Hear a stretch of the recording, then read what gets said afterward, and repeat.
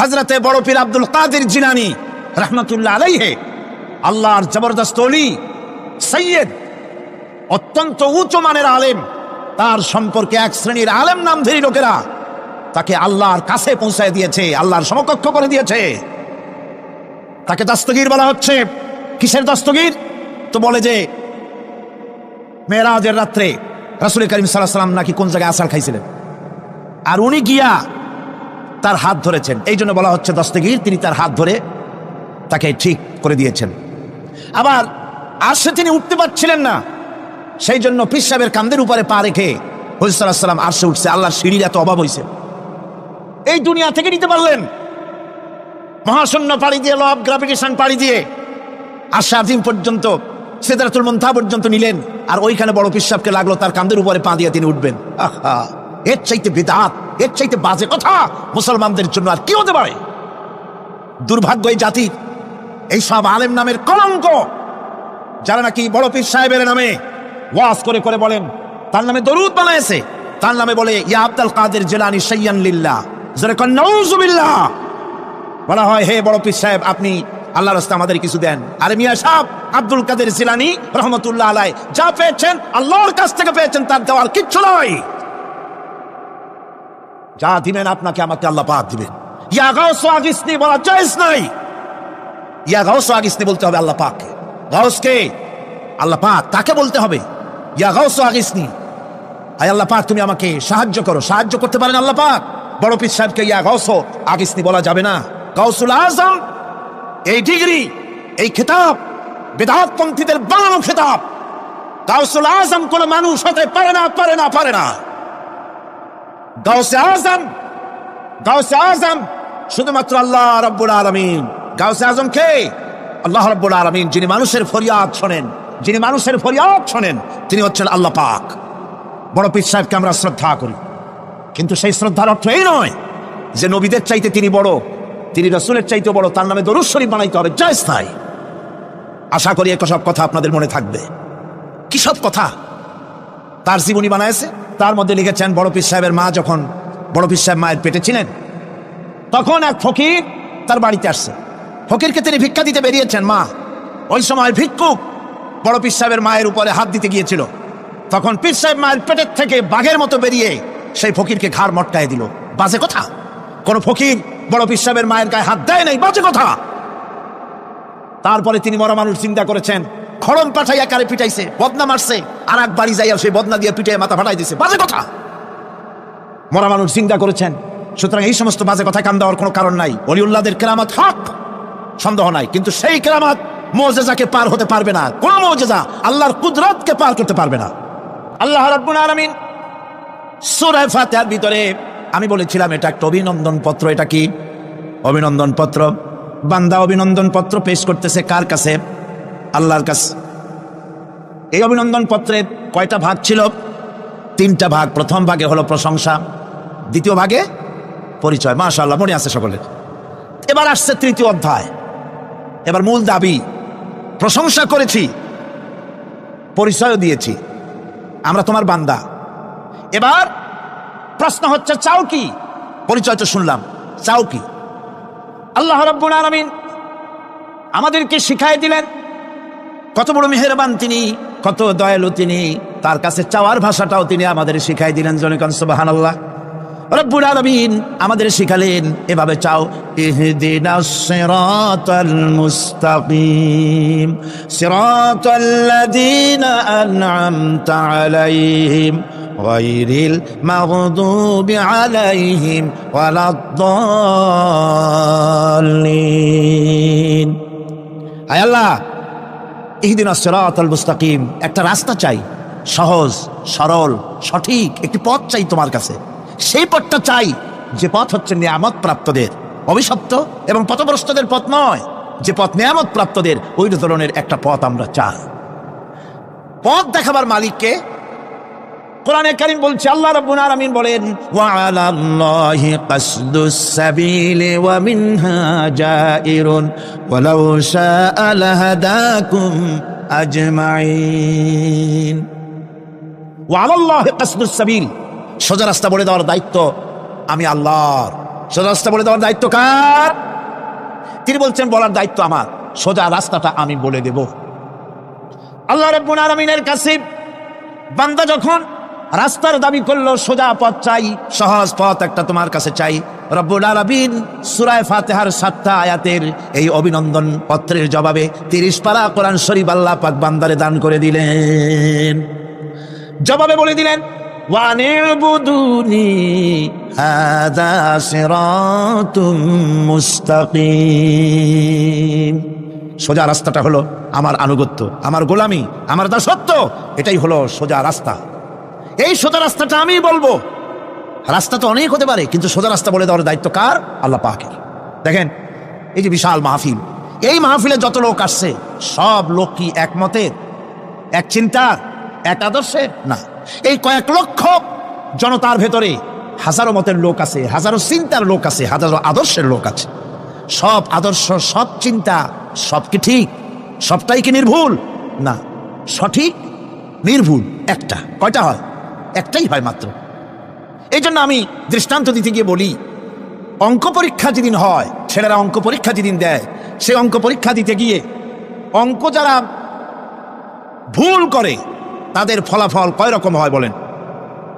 হ্যাঁ, অনেক রকম হয়। আর যাদের অঙ্ক যাদের ঠিক হয় তাদের ফলাফল কয় রকম? একরকম। তার অর্থ কি? তার অর্থ হলো ভুলের পথ অনেক আর হকের পথ, বাতিলের পথ অনেক, ভুলের পথ অনেক, সঠিক এবং হক যেটা তার পথ হচ্ছে মাত্র একটা। এই জন্যে আল্লাহ রাব্বুল আলামিন তিনি সোজা রাস্তা বলে দেওয়ার দায়িত্বটা নিয়েছেন। কোরআন বলছে প্রত্যেকটি সৃষ্টির শুরু হতে শেষ পর্যন্ত 4টা স্তর পার হতে হয়। তার সর্বশেষ স্তর হলো হেদায়াত। 4টে স্তর পার হওয়ার সর্বশেষ স্তর হচ্ছে হেদায়াত। আল্লাযী খালাকা ফাসাওয়া ওয়াল্লাযী কদ্দারা ফাহাদা। তিনি সকল বস্তুকে সৃষ্টি করেন এবং তারপর তার পরিমাপ, তার কর্মপথ, তার হেদায়েত তিনি দিয়ে দেন। তার মানে হচ্ছে তিনি সৃষ্টি করেন, সামঞ্জস্য রাখেন, পরিমাপটা ঠিক করেন এবং পথের নির্দেশ দেন। সৃষ্টি করেই ছেড়ে দেন না, তার হেদায়েত দিয়ে দেন। তার পরিমাপটা ঠিক করেন, সামঞ্জস্য করেন। কিরকম? দেখুন, আপনি যখন দাঁড়ান তখন আপনার পায়ের উপরে হাঁটু থেকে হাঁটুর নিচের যে অংশটা পা পর্যন্ত, ওইটাকে কি কয়? পা, নলা। এই তো ঠিক বলছেন, নলা। আপনারা আমাকে সাহায্য করবেন যেখানে আমি আটকে যাই।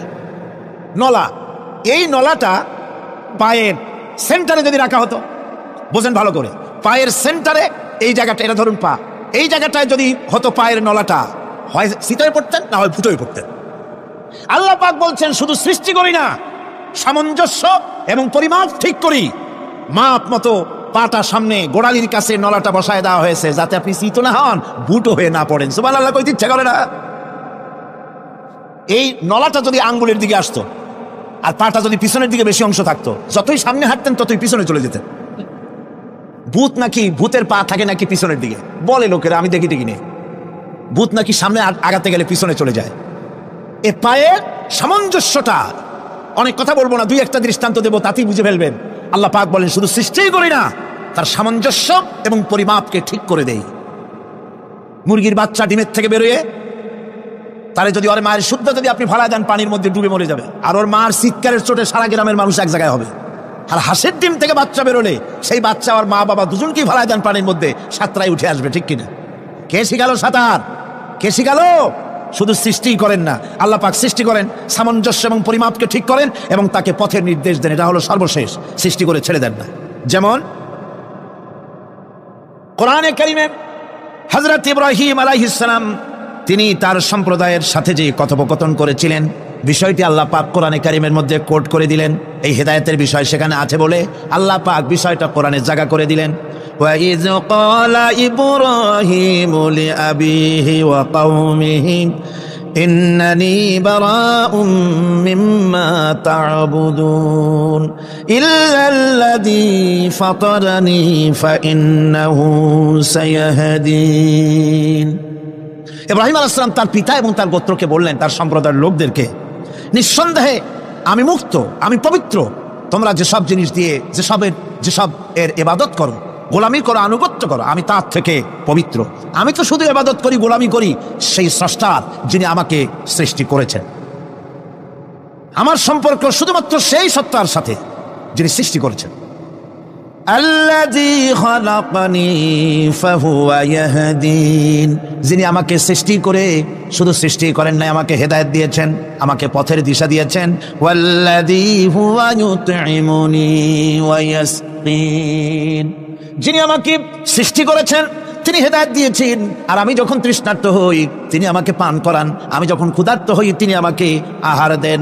ওয়া ইযা মারিদতু ফাহুয়া ইয়াশফিন, আর যখন অসুস্থ হই তখন তিনি আমাকে রোগমুক্ত করে দেন। সুবহানাল্লাহি ওয়া বিহামদিহি। তাহলে কি হলো? অর্থাৎ যে প্রতিপালক, তার প্রতিপালন পদ্ধতি আমার সকল প্রয়োজন মিটান, যিনি আমাকে পান করান, আহার করান, অসুস্থ হলেই যিনি আমাকে সুস্থ করেন। হেদায়েতের কামটা তিনি আরেকজনের জন্য রাখেন নাই, তিনি আমার হেদায়েতের ব্যবস্থাও করেছেন। ভাইরা আমার, আল্লাহ রাব্বুল আলামিন শুধু সৃষ্টি করেন নাই, সৃষ্টি করে হেদায়েত দিয়েছেন, মানুষকে হেদায়েতের রাস্তা বলে দিয়েছেন। সঠিক পথ কোনটি সেই পথের কথাও তিনি পরিষ্কার করে বলে দিয়েছেন। এই জন্য আল্লাহ পাক বলেন, কোরআন মাজিদ হেদায়েতকে বিরাট দান বলে ঘোষণা করেছে। মানুষের জন্য যে হেদায়েত আল্লাহ দিয়েছেন তা সবচাইতে বড় দান। জোরে কোন সুবহানাল্লাহ। ইন্না খালাকনাল ইনসানা মিন নুতফাতিন আমশাজিন নাবতালিহি ফাজআলনাহু সামিআন বাসীরা, আমি মানুষের মিলিত শুক্রর দ্বারা নুতফা দিয়ে আমি মানুষ সৃষ্টি করেছি এবং তাকে একে একে বিভিন্ন স্তর পার করাইছি। তাকে শ্রবণ শক্তি দিয়েছি, তাকে দর্শন শক্তি দিয়েছি। ইন্না হাদাইনাহুস সাবিলা ইম্মা শাকিরান ওয়া ইম্মা কাফুরা, নিশ্চয়ই আমি তাদেরকে তাদের কর্মপন্থা প্রদান করেছি, আমি তাদেরকে হেদায়েত দিয়েছি, চলার পথের দিশা দিয়েছি। এখন ইচ্ছে করলে সে কৃতজ্ঞ হতে পারে, ইচ্ছে করলে অকৃতজ্ঞতার পথ অবলম্বন করতে পারে। আমি তাকে হেদায়েত দিয়ে দিয়েছি, পথ দেখিয়ে দিয়েছি। ডান এবং বাঁ দুটি রাস্তা আল্লাহ পাক দেখিয়ে দিয়েছেন। আসহাবুল ইয়ামিন, আসহাবুশ শিমাল, একটা ডানপন্থী আর একটা বামপন্থী। আমাদের দেশে কিছু লোক আছে নাম মুসলমান, কিন্তু বলে যে আমরা বামপন্থী আন্দোলন করি, অথচ সমস্ত ডানপন্থীদের জায়গা হবে জান্নাতে যদি জান্নাতের আমল করতে পারে। ডানপন্থীদের নেতা হচ্ছেন দুনিয়ার সমস্ত পয়গম্বরেরা, আর বামপন্থীদের নেতা হলো শয়তান। বামপন্থীদের নিয়ে শয়তান যাবে কিয়ামতে জাহান্নামে। আল্লাহ পাক রাস্তা বলে দিয়েছে। আল্লাহ রাব্বুল আলামিন বলেন, আলাম নাজআল লাহু আইনাইনি ওয়া লিসানান ওয়া শাফাতাইন ওয়া হাদাইনাহুন নাজদাইন, আমি কি তোমাদের দুটি চক্ষু দেই নাই, দেখার জন্য দুটো চোখ দেই নাই? আমি কি তোমাদেরকে কথা বলার জন্য দুটো ঠোঁট দেই নাই? এরপরে আমি কি তোমাদেরকে ভালো মন্দ বোঝার জন্য আমি কি হেদায়েত দেইনি? ভালো মন্দ সবটা বোঝার জন্য আমি তোমাদেরকে হেদায়েত দিয়েছি। সুতরাং এই হেদায়েতের রাস্তা ছেড়ে দিয়ে তোমরা নিজেদেরকে গুমরাহির মধ্যে ডুবিয়ে দিও না, আমার দেওয়া হেদায়েতের রাস্তায় নিজেদেরকে পরিচালিত করার জন্য প্রচেষ্টা করো। আল্লাহ পাক বলেন, ওয়াল্লাযীনা জাহাদু ফীনা লানাহদিয়ান্নাহুম সুবুলানা ওয়া ইন্নাল্লাহা লামাআল মুহসিনিন, যারা আমাকে পাওয়ার জন্য সাধনা করেছে তাদের পথ প্রদর্শন করা আমার জন্য অবশ্য কর্তব্য। অন্য জায়গায় আল্লাহ পাক বলেছেন, ওয়া মান ইয়াত্তাকিল্লাহা ইয়াজআল লাহু মাখরাজা, যে ব্যক্তি আমাকে ভয় করে চলে, আমার প্রতি আশা করে, ভরসা করে, তার জন্য আমি রাস্তা তৈরি করে দিই। সুবহানাল্লাহি ওয়া বিহামদিহি। সুতরাং হেদায়েত আল্লাহ পাক দিয়েছেন, এমন নয় যে তিনি রাস্তা তৈরি করেন নাই। কোরআন খোদাই হেদায়েতের নাম দিয়েছে হুদা। খোদাই হেদায়েতের নাম কি? হুদা। এই কোরআনের এক নাম হচ্ছে, এই কোরআনের এক নাম কি? কোরআন বলছি, ফামান তাবিআ হুদায়া ফালা খাউফুন আলাইহিম ওয়ালা হুম ইয়াহজানুন। আমার এই কোরআন, এই হেদায়েত যারা মানবে, এটাকে যারা অনুসরণ করে চলবে, এটার আইন কানুন যারা মেনে চলবে, ওদের জন্য কোনো ভয় নাই, কোনো চিন্তাও নাই, কোনো ভয় নাই, কোনো চিন্তা নাই যারা এই কোরআনের হেদায়েতকে মেনে চলবে। আল্লাহর হেদায়েত হলো সবচেয়ে বড় হেদায়েত। আল্লাহ পাক বলছেন, কুল ইন্না হুদাল্লাহি হুয়াল হুদা ওয়া উমিরনা লিনুসলিমা লিরাব্বিল আলামিন। হে রাসূল, আপনি বলুন আল্লাহর হেদায়েত হলো সবচাইতে বড় হেদায়েত। অর্থাৎ আল্লাহ যে রাস্তা দিয়েছেন, আল্লাহ যে কোরআন দিয়েছেন, এর থেকে বড় হেদায়েত মানুষের জন্য আর কিছু হতে পারে। আল্লাহ পাক বলেন, ওয়ালান তারদা আনকাল ইয়াহুদু ওয়ালান নাসারা হাত্তা তাত্তাবিআ মিল্লাতাহুম কুল ইন্না হুদাল্লাহি হুয়াল হুদা। স্মরণ রাখুন হে নবী, ইহুদিরা খ্রিস্টানেরা কিছুতেই আপনার প্রতি খুশি হবে না যতক্ষণ পর্যন্ত আপনি ইহুদি হবেন অথবা খ্রিস্টান হবেন। ওরা কোনোদিন মুসলমানদের উপরে রাজি হবে না, খুশি হবে না। মনে রাখতে হবে, একমাত্র সঠিক পথ ইহুদিদের পথ সঠিক নয়, নাসারাদের পথ সঠিক নয়। আসল পথ হলো আল্লাহ পাকের পথ। কার পথ আসল? আসল রাস্তা, আসল পথটি আল্লাহ পাক কোরআনে কারীমের মধ্যে বিশদভাবে বলে দিয়েছেন। এবং ইহদিনাস সিরাতাল মুস্তাকিমের ব্যাপারে আল্লাহ পাক কোরআনে সাফ করে বলে দিয়েছেন যে আমি এর বিনিময় তোমাদেরকে কোরআন দিলাম। বস্তুত ইহদিনাস সিরাতাল মুস্তাকিম এর জবাব হলো ওয়া ইন্নাল্লাহা রাব্বি ওয়া রাব্বুকুম ফা'বুদুহু হাযা সিরাতুম মুস্তাকিম। নিঃসন্দেহে আল্লাহ তোমাদের এবং আমাদের রব, আর সুতরাং তারই উপাসনা করতে হবে, এটাই দ্বীনের সরল পথ। আর এটা কোনো নতুন পথ নয়। আল্লাহ যে পথটা দিয়েছেন রাসূল করিম সাল্লাল্লাহু আলাইহি ওয়াসাল্লামের মাধ্যমে, সেটা কি কোনো নতুন পথ? না, কোরআন বলছে এটা নতুন পথ নয়। শারা'a লাকুম মিনাদ দীন মা ওয়াসসা বিহি নূহান ওয়াল্লাযী আওহাইনা ইলাইকা ওয়া মা ওয়াসাইনা বিহি ইব্রাহিমা ওয়া মূসা ওয়া ঈসা আন আকিমুদ দীন ওয়া লা তাতাফাররাকু ফীহি। শারা'a লাকুম মিনাদ দীন, এই দিন তিনি তোমাদের জন্য সেই দিনই মনোনীত করেছেন যা হযরতে নূহ আলাইহিস সালাম এর উপরে তিনি ওসিয়ত করেছেন। যা ওসিয়ত করা হয়েছিল, নসিহত করা হয়েছিল হযরতে নূহ আলাইহিস সালামের প্রতি, তিনি মনোনীত করেছিলেন হযরত নূহ আলাইহিস সালামকে এই দ্বীনকে প্রচার করার জন্য। আর যার উপরে চলার জন্য হযরত ইব্রাহিম, হযরতে মূসা, হযরত ঈসাকে নির্দেশ করা হয়েছিল। তাদের সকলের শিক্ষাই ছিল একটা, যে আল্লাহ পাকের দ্বীনকে প্রতিষ্ঠা করো, আর এই ব্যাপারে কোনো রকমই নিজেদের মধ্যে পার্থক্য, মত পার্থক্যের সৃষ্টি করো না। এখন কথাটা আরো ক্লিয়ার করে দেই। ইহদিনাস সিরাতাল মুস্তাকিম চাইছিলাম, আল্লাহ আমাদেরকে একটা সহজ রাস্তা দাও। সেই সহজ রাস্তা বলে দেওয়ার জন্য এসেছে কোরআন। সেই সহজ রাস্তা বলে দেওয়ার জন্য কি এসেছে? যারা বলেন কি, এই কোরআনে কারীম যদি প্রতিষ্ঠিত করা যায় সমাজে, রাষ্ট্রে, ব্যক্তিতে, পরিবারে, কোরআন যদি প্রতিষ্ঠিত করা যায়, তাহলেই মানুষেরা সহজ সরল পথ পাবে। নইলে সহজ সরল পথ পৃথিবীতে আর কারো কাছে নাই। যা আছে সবটা কার কাছে? কোরআনে কারীমের কাছে। এরপরে আমরা বলি সিরাতাল্লাযীনা আন'আমতা আলাইহিম গায়রিল মাগদুবি আলাইহিম ওয়ালাদ-দাল্লিন। রাস্তার থেকে মানুষেরা মাঠের ভিতরে নামার চেষ্টা করছেন, কিন্তু মানুষকে কষ্ট দেওয়া ছাড়া আর কিছুই হবে না। আমি অনুরোধ করছি, রাস্তা থেকে লোকেরা মাহফিলের ভেতরে ঢোকার চেষ্টা করবেন না। বিরাট রকমের ব্যাঘাত সৃষ্টি হবে। সকলে বসে পড়ুন, যিনি যে জায়গায় আছেন সেখানে বসুন, চাপ সৃষ্টি করবেন না, বসুন। আপনারা দাঁড়ালে আরো বিশৃঙ্খলার সৃষ্টি হবে। কোরআনের মাহফিল, খবরদার বেয়াদবি করবেন না, কেউ দাঁড়াবেন না। যারা দাঁড়িয়েছেন বসেন, আর জোরে সোরে জিকির করেন লা ইলাহা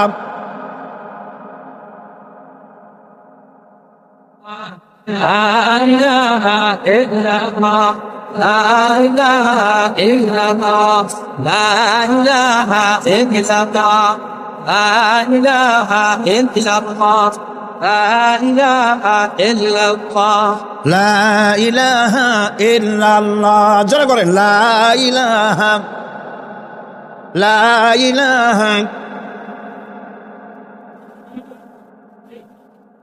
লা ইলাহা ইল্লাল্লাহু মুহাম্মাদুর রাসূলুল্লাহ। আল্লাহ আল্লাহ আল্লাহ আল্লাহ আল্লাহ আল্লাহ আল্লাহ আল্লাহ। আরো জোরে করেন আল্লাহ আল্লাহ আল্লাহ আল্লাহ আল্লাহ আল্লাহ আল্লাহ আল্লাহ আল্লাহ আল্লাহ আল্লাহ আল্লাহ আল্লাহ আল্লাহ আল্লাহ আল্লাহ আল্লাহ। লা ইলাহা ইল্লাল্লাহু মুহাম্মাদুর রাসূলুল্লাহ। বন্ধুগণ, এত বড় বিশাল মাহফিল, পুলিশ আর্মি কেউ এটাকে কন্ট্রোল করতে পারবে না। এটাকে কন্ট্রোল করার দায়িত্ব আল্লাহ পাকের। কার দায়িত্ব? আল্লাহর কাছে সাহায্য চাই। আল্লাহ পাক কোরআনের মাহফিল, কোরআন শোনার জন্য মানুষের কাছে সহজ করে দাও, জোরে কোন আমিন। প্রচন্ড রকমের মানুষের চাপ সৃষ্টি হয়েছে।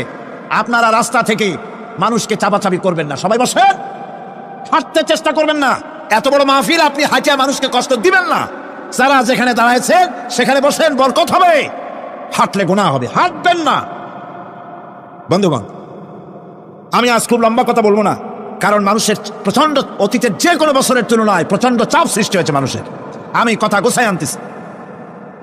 সিরাতুল মুস্তাকিম, এজন্য মডেল দরকার। কার অনুসরণ করব? আল্লাহ পাক শিখায় দিলেন, সিরাতাল্লাযীনা আন'আমতা আলাইহিম। পড়েন সবাই, সিরাতাল্লাযীনা আন'আমতা আলাইহিম গায়রিল মাগদুবি আলাইহিম ওয়ালাদ-দাল্লিন।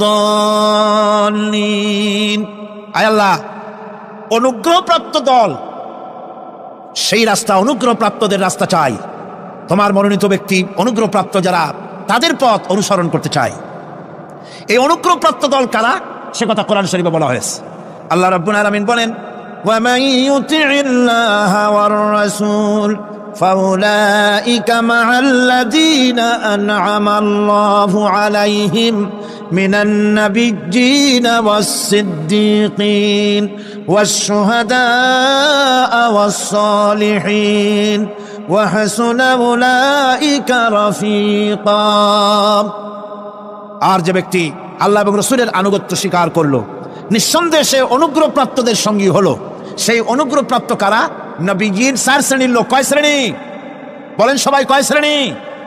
নবীজিন, সিদ্দিকিন, শুহাদা, সালিহিন। এই 4 শ্রেণীর লোক হচ্ছে আল্লাহ পাকের অনুগ্রহপ্রাপ্ত লোক। কারণ আলহামদুলিল্লাহ, এরাই হলো অনুগ্রহপ্রাপ্ত দল। এখন নবী কারা? নবী হচ্ছেন যারা নাকি আল্লাহ পাকের কাছ থেকে ওহীপ্রাপ্ত হয়েছেন, নিখিল মানুষের চিরন্তন শান্তি এবং কল্যাণের জন্য আল্লাহ পাকের নিকট থেকে সত্যের বিধান লাভ করেছেন। তারাই হচ্ছেন নবী, যারা আল্লাহ পাকের কাছ থেকে ওহীপ্রাপ্ত হয়েছেন। আর নবীরা হচ্ছেন মাসুম, নবীরা হচ্ছে বেগুনাহ, নবীদের কোনো ভুল নাই, নবীদের কোনো গুনাহ নাই। কারণ সুবহানাল্লাহ, এই পৃথিবীর মধ্যে সুপার কোয়ালিটির মানুষ, সর্বশ্রেষ্ঠ মানুষ কারা? নবীরা। সর্বশ্রেষ্ঠ মানুষ কারা? এখানে আবার এক শ্রেণীর লোকেরা বলে যে নবীরে মানুষ কওয়া যাবে না। আছেন এমন লোক, নবীরে মানুষ কওয়া যাবে না। কেন? কেন? নবীর সম্মান কত। আচ্ছা, নবীরে মানুষ বলবো না তো বলবোটা কি? নবীরা কি ফেরেশতা? যদি ফেরেশতা বলি তাহলে কি নবীদের মর্যাদা বাড়ানো হলো? বলেন আপনারা, বাড়ানো হলো? তাহলে নবীদের কি বলবো? তারা কি জেন? যদি জেন বলি তাহলে তাতে কি মর্যাদা বাড়বে? সবচাইতে মর্যাদা বেশি কার? মানুষের। সুতরাং এক শ্রেণীর লোকেরা খামোখাই আলেম নামধারী লোক, অথচ নবীকে মানুষ বলতে রাজি না। কোরআনে কারীম সাফ করে আল্লাহ পাক পরিষ্কার করে বলেছেন, কুল ইন্নামা আনা বাশারুম মিসলুকুম ইউহা ইলাইয়া আন্নামা ইলাহুকুম ইলাহুন ওয়াহিদ। নবী বলুন, আমি তোমাদের মতো মানুষ, আমার উপরে ওহী আসে। ইন্নামা আনা বাশারুম মিসলুকুম, তোমাদের মতো মানুষ। একটু ভালো করে বিষয়টা বোঝেন। আরো বলেছি আমি, আজকে আবার স্মরণ করায় দেই। আল্লাহ শিখাই দিচ্ছেন, বলুন আমি তোমাদের মতো মানুষ, ফেরেশতা নই, জিন নই, আমার কাছে ওহী আসে। পার্থক্য এখানে। তবে আরো পার্থক্য আছে, সেটা হচ্ছে আমরা হচ্ছি সাধারণ মানুষ, নবীরা হচ্ছেন অসাধারণ মানুষ। সুবহানাল্লাহ। আমরা হচ্ছি মানব, রাসূল আল্লাহর পয়গম্বর হচ্ছেন মহামানব। কথা বুঝে আসছে? তার মানে হলো আমরা সাধারণ মানুষ। সাধারণ মানুষেরা গুনাহ করতে পারে, ভুল করতে পারে, সব রকমের গুনাহ করতে পারে। নবীরা কোনো গুনাহ করতে পারেন না। আল্লাহ পাক তাদের দিয়ে গুনাহ করান না। আল্লাহ পাক ফেরেশতা দিয়ে, আপন কুদরত দিয়ে নবীদেরকে হেফাজত করেন। সুবহানাল্লাহ। সুতরাং এই কথা বিশ্বাস করতে হবে, সমস্ত নবীরা হচ্ছেন মানুষ। নবীদের আদর্শই কেবলমাত্র আদর্শ, সেই আদর্শকেই গ্রহণ করতে হবে, তাকেই একমাত্র নেতা হিসাবে গ্রহণ করতে হবে। আবার নেতা বলতেও রাজি না। মুশকিল কি এক জায়গায়? কয় যে নেতা বলা যাবে না। কেন? কয় যে ওই যে মানুষেরা বলে, স্লোগান দেয়, আমার নেতা, তোমার নেতা, অমুক তমুক, হ্যান ত্যান। তো এগুলির সাথে নবীরে মিশানো এটা ঠিক না। তাছাড়া নবীরে নেতা কব না, কবটা কি? নবী কি হয় নেতা হবে, না হয় অনুসারী হবে, এর বাইরে তো কিছুই নাই। হয় ইমাম, না হয় মুক্তাদি। বাইরে কি? বাইরে তো নাই কিছু। সুতরাং নবী কি মুক্তাদি হবে? নবী কি অনুসারী হবে? নিশ্চয়ই 1000 বার নবী হচ্ছেন ইমাম, নবী হচ্ছেন নেতা। আমরা যখন আরবিতে বলি, ওনারা নিজেরাও আরবিতে বলেন, তখন কোনো আপত্তি হয় না। আল্লাহুম্মা সাল্লি আলা সাইয়্যিদিনা মুহাম্মদ, সাইয়েদানা মানে হচ্ছে আমাদের লিডার, আমাদের নেতা। সাইয়েদানা যখন বলে তখন আপত্তি করে না, কিন্তু আমাদের নেতা বললেই আপত্তি করেন। বাংলা ভাষা, বাংলাদেশি মানুষ হইয়া বাংলা ভাষার প্রতি এই গভীর জ্ঞান দেখলে দুঃখই হয়। বন্ধুগণ, মনে রাখতে হবে, নবী হচ্ছেন মাসুম, বেগুনাহ এবং নেতা, আর মুহাম্মদ সাল্লাল্লাহু আলাইহি ওয়াসাল্লাম হচ্ছেন বিশ্ব নেতা, এতে কোনো সন্দেহ নাই। এই নবীর অনুসরণ করতে হবে। সিদ্দিকিন হচ্ছে সত্যকে যারা উদার, উন্মুক্ত, অকুণ্ঠ চিত্তে, দ্বিধাহীনভাবে যারা গ্রহণ করেছে, এর বিপরীত যারা করেই নাই, তারাই হচ্ছেন সিদ্দিকিন। হযরতে, যেমন একটা দৃষ্টান্ত, হযরতে আবু বকর সিদ্দিক রাদিয়াল্লাহু তাআলা আনহু, মেরাজ থেকে হুজুর ফিরে এসেছেন সকালবেলায়, ফজরের নামাজ পড়ে বসেছেন কাবা শরীফে, তিনি বসে আছেন। তো তখন আবু জাহেল এসে বলছে, মুহাম্মদ সাল্লাল্লাহু আলাইহি ওয়াসাল্লাম, প্রত্যেক দিনই তো নতুন নতুন কথা কও, আজকে কোনো নতুন কথা আছে? হুজুর বলেন, হ্যাঁ নতুন কথা আছে। কি? বলে, এই তো শেষ রাত্রে জিবরাইল আসছিল, আমারে নিয়ে গেল বাইতুল মুকাদ্দাসে, জেরুজালেমে গিয়ে নামাজ পড়লাম, ওইখান থেকে মহাকাশ পাড়ি দিলাম, 7 আকাশ পাড়ি দিলাম, সিদরাতুল মুনতাহা গেলাম, আরশে আজিম ভ্রমণ করলাম, আল্লাহর সাথে কথা কইলাম, জান্নাত জাহান্নাম দেখলাম, তারপরে আবার এই আইসা নামাজ পড়িয়া তোমাদের সাথে কথা বলতেছি। আবু জাহেল কয় যে, খাইস, যাও, মাথাটা একটু ভালো ছিল, এখন তাও সর্বনাশ হয়ে গেছে। কয়, মুহাম্মদ সাল্লাল্লাহু আলাইহি ওয়াসাল্লাম, তুমি যা বললা এই কথাটা আমি কি হুবহু মানুষের কাছে বলবো? হুজুর বলছেন, অবশ্যই বলো গিয়ে। আবু জাহেল চিন্তা করলো, দিস ইজ দ্য মোমেন্ট, এটাই হলো আসল সুযোগ পেয়ে গেছে মানুষকে বিভ্রান্ত করার জন্য। সবার আগে ছুটে চললো হযরতে আবু বকর রাদিয়াল্লাহু তাআলা আনহুর বাড়িতে, যে বলছেন, আবু বকর শুনেছো? বলে, কি? মুহাম্মদ সাল্লাল্লাহু আলাইহি ওয়াসাল্লাম এই রকমের কথা বললো, বেচারার মাথাটা যাও ভালো ছিল, শেষ। হুজুর বলছেন, আবু জাহেল, আমার রাসূল কি এরকম বলেছেন? আবু জাহেল বলছে, আমার নিজ কানে শুনে আসলাম, এখনো তিনি সেখানে বসা। হযরত আবু বকর বলেন, আবু জাহেল, আমার আল্লাহর নবী তিনি যদি এরকম কথা বলে থাকেন, তাহলে আমি কোনো সন্দেহ পোষণ করি না, অবশ্যই আল্লাহ রাব্বুল আলামিনের হাবিব যা বলেছেন তা সত্য। হযরত আবু বকর রাদিয়াল্লাহু তাআলা আনহু মসজিদে হারামে আসলেন, হুজুরকে জিজ্ঞেস করলেন, হুজুর, আবু জাহেল আমাকে এইসব কথা বললো, এগুলি কি ঠিক? হুজুর বললেন, হ্যাঁ।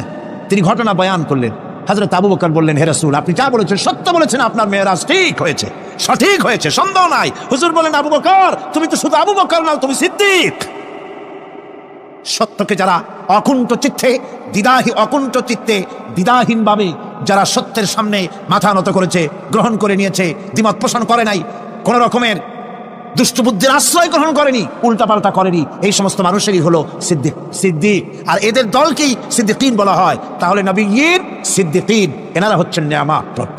3 নম্বরে হচ্ছে শুহাদা, সত্যকে যারা সত্যের সাক্ষী দিয়েছে, সত্যের সাক্ষ্যদাতা। সত্য হচ্ছে ইসলাম। সত্য কি? ইসলাম। সত্য হচ্ছে আল্লাহ, সত্য হচ্ছে নবী, সত্য হচ্ছে কোরআন, সত্য হচ্ছে হাদিস। এই মহাসত্যকে যারা স্বীকৃতি দিয়েছে, নিজেদের কথা দিয়ে, কাজ দিয়ে, ধন দিয়ে, সম্পদ দিয়ে, এমনকি নিজের জীবনটা এই রাস্তায় বিলিয়ে দিয়ে, মহাসত্যের চিরস্থায়ী সাক্ষী দিয়ে দুনিয়া থেকে যারা বিদায় হলেন, ওনারা হচ্ছেন শহীদ। আজ রাস্তাঘাটে শহীদ হয়, যার তার নামের আগে শহীদ বসায় দেয়। শহীদ এত সোজা জিনিস নয়। আল্লাহর রাস্তায়, ধর্মের জন্য, ইসলামের জন্য, আল্লাহর জন্য, কোরআনের জন্য, রাসূলের জন্য যারা জীবন দেন, তারাই হচ্ছে শহীদ। এই শহীদদের মর্যাদা আল্লাহ রাব্বুল আলামিন এত বেশি মর্যাদা দান করেছেন, শহীদদের মর্যাদা আল্লাহ পাক দিয়েছেন। কিয়ামতের দিন শহীদদের কোনো বিচার করা হবে না, আল্লাহ রাব্বুল আলামিন শহীদদেরকে বিনা বিচারে জান্নাত দিয়ে দিবেন। শহীদের বিশাল মর্যাদা, বিরাট মর্যাদা। এই শহীদ শাহাদাতের তামান্না প্রত্যেক মুসলমানের ভিতরে থাকতে হবে। হুজুর বলেছেন, শহীদি মওতের যন্ত্রণা পিঁপড়ায় কাটার যন্ত্রণার চাইতে বেশি কিছু নয়। শাহাদাত হচ্ছে এপারে মওত আর ওপারে আল্লাহর সঙ্গে দেখা হয়ে যাবে। শহীদি মওত হচ্ছে আল্লাহর সঙ্গে দেখা করার একটা সেতু বন্ধন, একটি সেতু, একটি ব্রিজ, একটা পুল, একটা সাঁকো। এপারে দুনিয়া, ওপারে আল্লাহ পাকের সঙ্গে দেখা হবে। সুবহানাল্লাহ। ভাইরা, ইসলামের জন্য যারা জীবন দিলেন, যারা শাহাদাত বরণ করলেন, তারা জাতির সম্মানের পাত্র। সেই সম্মান, সেই মর্যাদা আল্লাহ রাব্বুল আলামিন শহীদদের প্রদান করেছেন। হযরত আব্দুল্লাহ জুলবাজাদাইন, যার কথা বুখারীতে লেখা হয়েছে, সুবহানাল্লাহ কোন যুবক মানুষ ইসলাম কবুল করেছেন। ইসলাম কবুল করতে গিয়ে বাড়ি ঘর জায়গা জমি কিছুই ছিল না। ছোট্ট অবস্থায় বাবা মারা গেছে, চাচার ঘরে লালিত পালিত হচ্ছিলেন। এরপরে রাসূলের প্রতি ঈমান আনবেন, চাচার ভয়তে পারেন না। হুজুর হিজরত করলেন। আব্দুল্লাহ তার নাম ছিল, আব্দুল উজ্জা। তিনি চলে গেলেন চাচার কাছে। চাচা গো, মুহাম্মদ সাল্লাল্লাহু আলাইহি ওয়াসাল্লাম আল্লাহর নবীর ব্যাপারে তোমার মত কি? তিনি বলেন আমারও তো তাই মনে হয়। যদি তাই মনে হয় তার উপর ঈমান আনবেন কিনা? চাচা বলে না, কখনো ঈমান আনবো না। ভাতিজা বলতেছেন চাচাজি, বছরের পর বছর ধরে অপেক্ষা করতেছিলাম, আমি আপনার অধীনে আছি বলে ইসলাম কবুল করতে পারি নাই। আমার ইচ্ছা ছিল আপনি আগে করবেন, তারপরে আপনাকে দেখা দেখি আমি করব। কিন্তু আপনি যখন ইসলাম কবুল করলেন না, আর করবেন না বলে যখন ঘোষণা দিলেন, আপনাকে উপস্থিত রেখে আমি ঘোষণা দিলাম লা ইলাহা ইল্লাল্লাহু মুহাম্মাদুর রাসূলুল্লাহ। চাচা বলছে, ভাতিজা এর পরিণাম জানো? কয় না, জানি না। এর পরিণাম হচ্ছে তুমি আমার বাড়িতে থাকো, আমার বাড়ি ছাড়তে হবে। বললেন রাজি আছি। উট ছাগল ভেড়া ঘোড়া যা দিছি ছাড়তে হবে, বলছে রাজি আছি। চাচা বলছে শুধু তাই নয়, পরনে যে লুঙ্গি আছে, গায়ে যে জামা আছে, তামার পয়সার লুঙ্গি জামা ছাড়তে হবে। ভাতিজা বলছে ঈমানের জন্য যা চাও সব ছাড়িয়ে দেব। জামা লুঙ্গি খুলে ফেলে দিয়ে দিলেন। হাদিস। তিনি চলে গেলেন মায়ের কাছে ওই অবস্থায়। মা এই যুবক ছেলেকে উলঙ্গ অবস্থায় দেখে দুই হাত দিয়ে নিজের চোখ চেপে ধরেছেন। বাবা, তোমার এই অবস্থা কেন? ছেলে বলছেন, মা ঈমান আনার কারণে আমার এই অবস্থা হয়েছে। মা বলে, বাবারে কি চাও আমার কাছে? আব্দুল উজ্জা বলছে, মা কিচ্ছু চাই না, একটুখানি কাপড় আমারে দাও, আমি বিশ্ব নবী মুহাম্মদ সাল্লাল্লাহু আলাইহি ওয়াসাল্লামের খেদমতে যেতে চাই। মায়ের কাছে পুরানা কম্বল ছিল, কম্বলটা তিনি দিয়ে দিলেন। হযরতে এখনো তো সে মুসলমান হয়নি, ওই কম্বলটা ছিঁড়ে নিয়ে দুই টুকরা করে কম্বলটা পরলেন, আদাটা তাতে করে হাঁটু ঢাকে না, আর একটা কোনো রকম গায়ে দিলেন।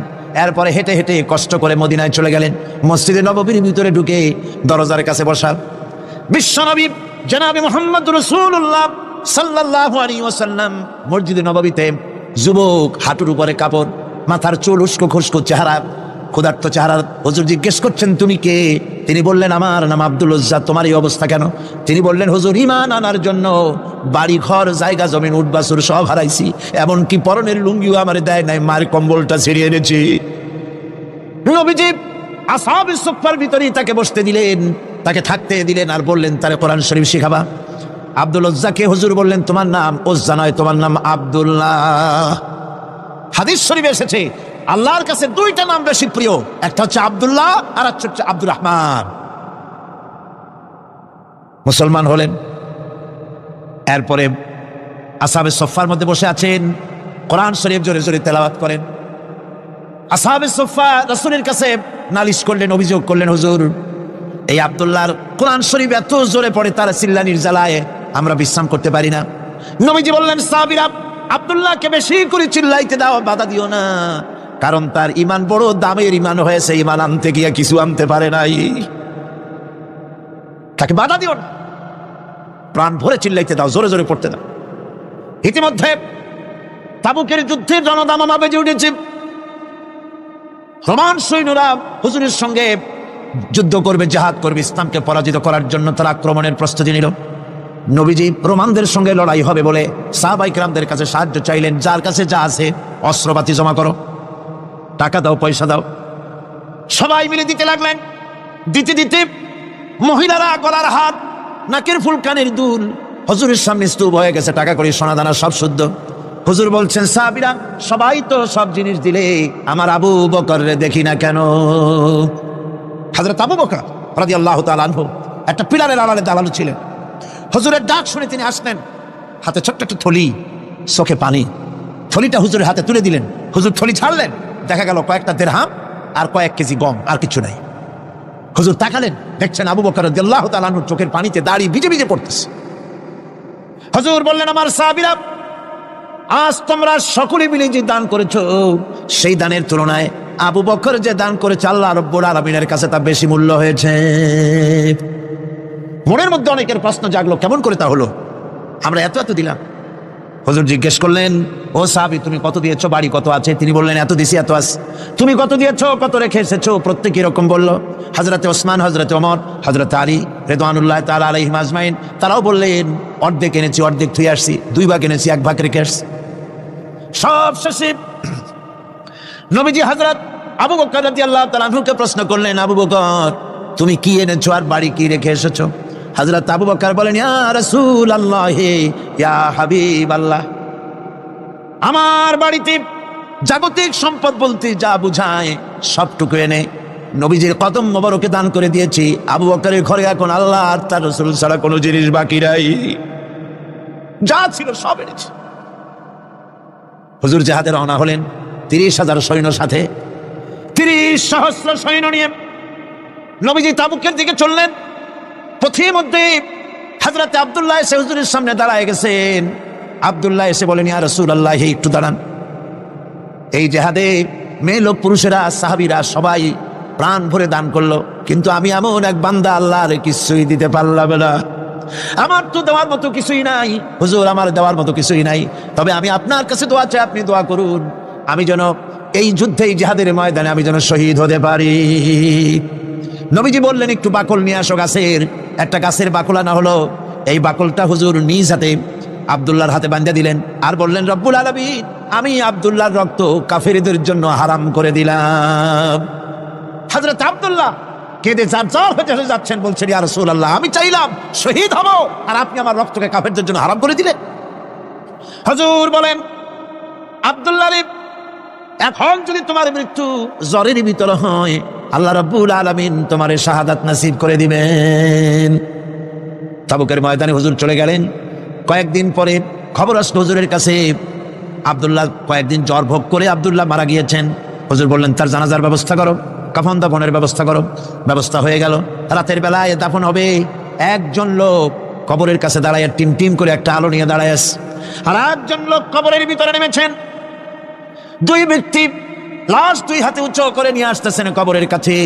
যিনি কবরের ভিতরে দাঁড়ানো তিনি বলতেছেন, লাশ বহন করে তোমরা যে 2 জন আনতেছো, লাশের সাথে খবরদার বেয়াদবি করো না, তোমাদের ভাইয়ের সঙ্গে আদব করো। এই বলে কবরের ভিতরে যিনি দাঁড়িয়েছিলেন তিনি লাশটারে ধরলেন। কবরের ভিতরে দাঁড়াইয়া যিনি লাশ ধরেছেন, লাশকে কবরে শোয়াই দিয়েছেন, তিনি আর কেউ নন, তিনি বিশ্বনবী মুহাম্মদুর রাসূলুল্লাহ। নিজের হাতে হযরত আব্দুল্লাহকে শোয়াই দিলেন। লাশ বহন করে যে 2 জন আনলেন, তার একজন হলেন হযরত আবু বকর আর একজন হযরত ওমর রাদিয়াল্লাহু তাআলা আনহুমা। আর আলো নিয়ে যিনি দাঁড়িয়েছেন, টিম টিম করে জ্বলতেছেন, তিনি হযরত বেলাল। কবরের ভিতরে হযরত আব্দুল্লাহকে শুইয়ে দিয়ে উপরে মাটি দিয়ে নবীজি কবরের 2 দিকে হাত দিয়া আল্লাহ রাব্বুল আলামিনের দরবারে ফরিয়াদ তুললেন, রব্বুল আলামিন, আমি আজকে সন্ধ্যা পর্যন্ত এই আব্দুল্লাহর প্রতি রাজি ছিলাম, খুশি ছিলাম।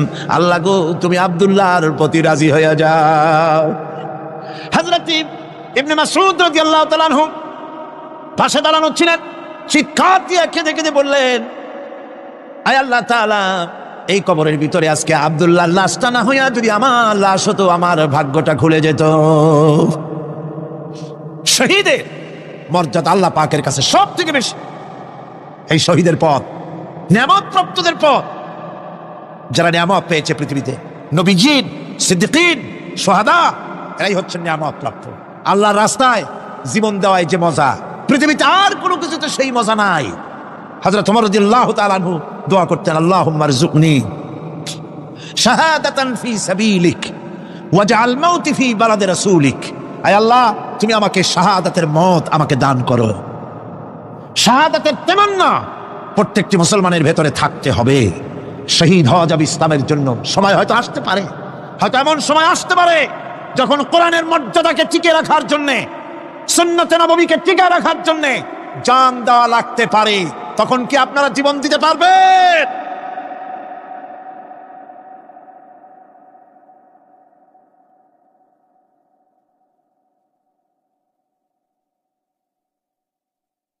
এরপরে 4th নম্বরে হচ্ছে সালিহিন।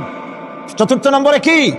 সালিহিন। সালিহিন হচ্ছে জীবনের প্রত্যেকটি ক্ষেত্রে যারা একনিষ্ঠভাবে আল্লাহর বিধান পালন করেছেন, যারা পুণ্যের সাথে সুদৃঢ় থেকেছেন, যারা অটল থেকে পুণ্যের সাথে হকের সাথে অটল থেকেছেন, কোন অবস্থাতেই ইসলামী আদর্শের বিরুদ্ধাচরণ করেনি, তারাই হচ্ছেন সালেহীন। ইসলামের আদর্শ ছাড়ে নাই, পরিত্যাগ করে নাই, জীবনের সবকিছুর বিনিময় এটাকে আঁকড়ে ধরে থেকেছেন, ইসলামী আদর্শের পরিপন্থী কিচ্ছু করেন নাই। এরা হচ্ছেন সালেহীন। কোন আলহামদুলিল্লাহ। আল্লাহর অনুগ্রহ প্রাপ্ত কয় শ্রেণী? 4 শ্রেণী। নবীজিন, সিদ্দিকিন, শুহাদা, সালেহীন।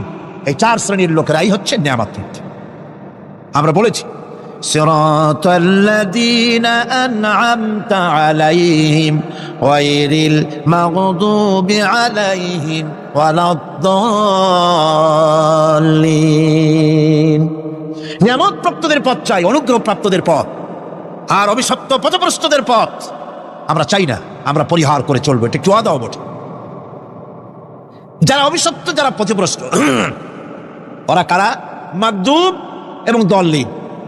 মাগদুব হচ্ছে অভিশপ্ত, দল্লিন হচ্ছে পথভ্রষ্ট।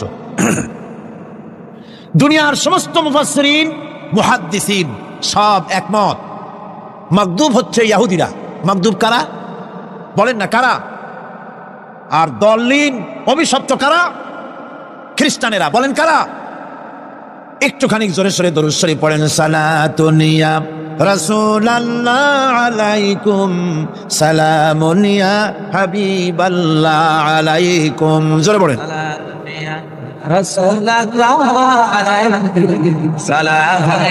একটু আদা। সালাতুন ইয়া রাসূলাল্লাহ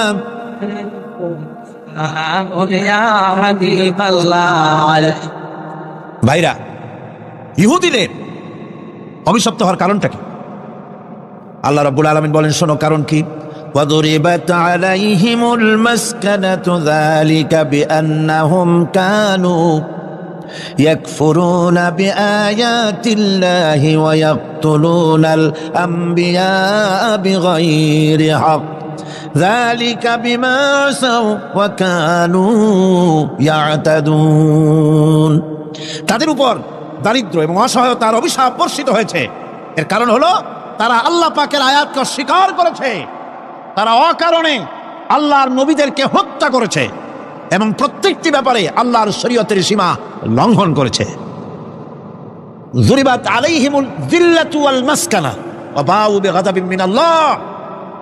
আল্লাহ পাক বলেছেন, চিরকাল ইহুদিরা অভিশপ্ত, তাদের কোনো আবাসস্থল হবে না, সারা জীবন ঘুরে বেড়াবে।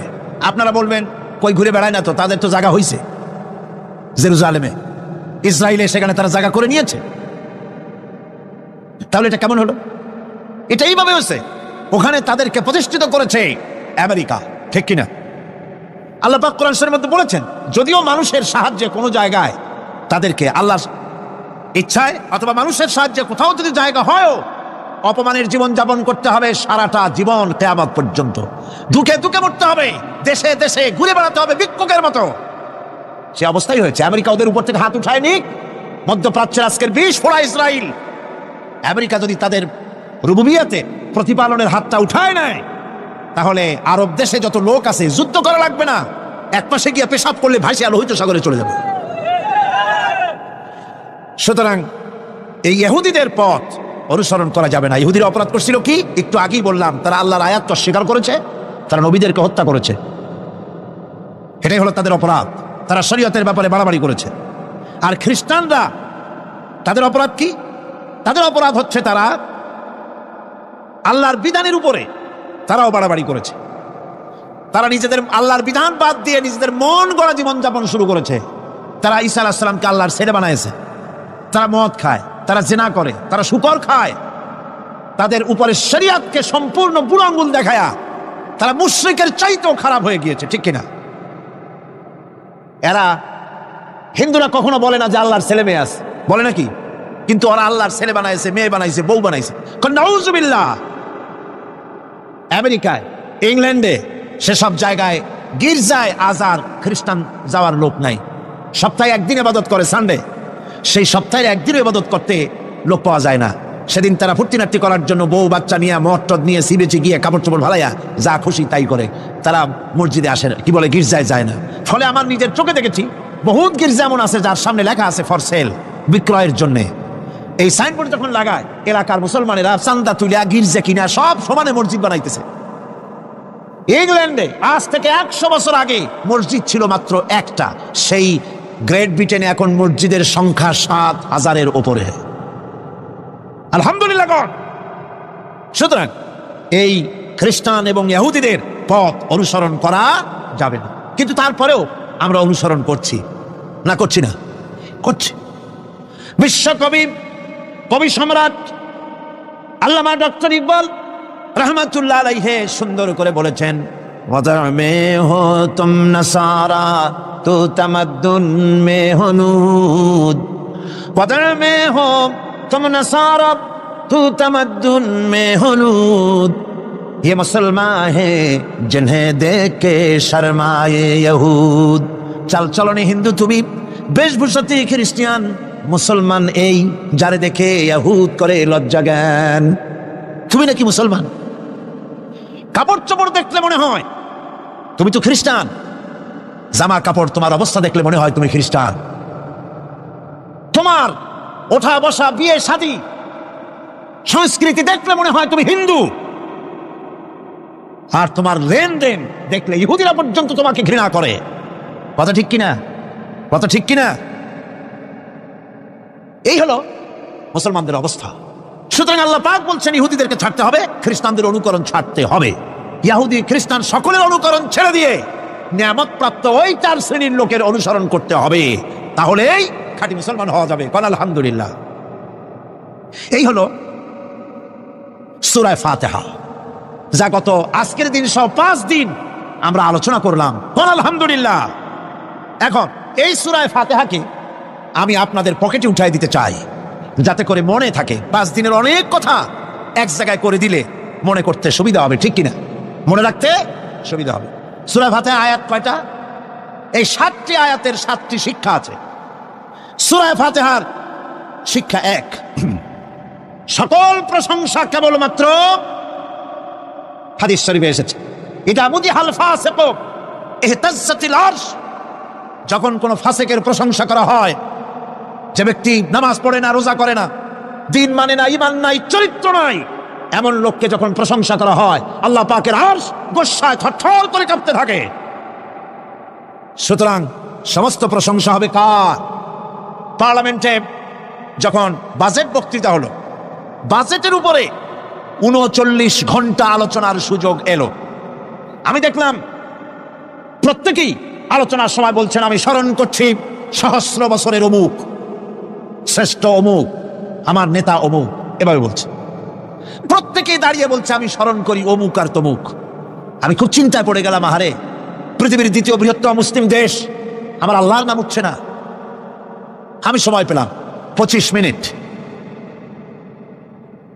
তথ্য মন্ত্রণালয়ের কলিজা তো পুঁটি মাছের মতো বড়, সেই জন্য আমার বক্তব্য তারা দেয় নাই।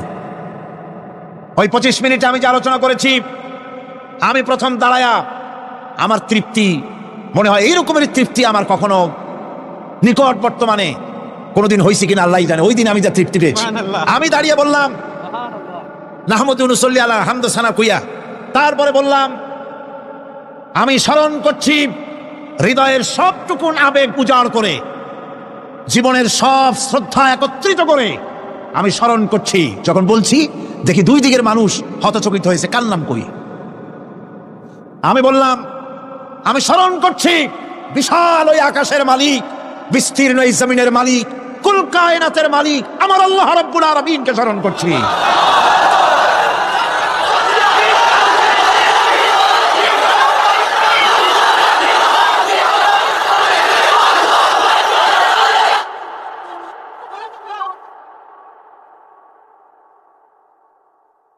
সুতরাং আমি দারুণ তৃপ্তি পেয়েছি।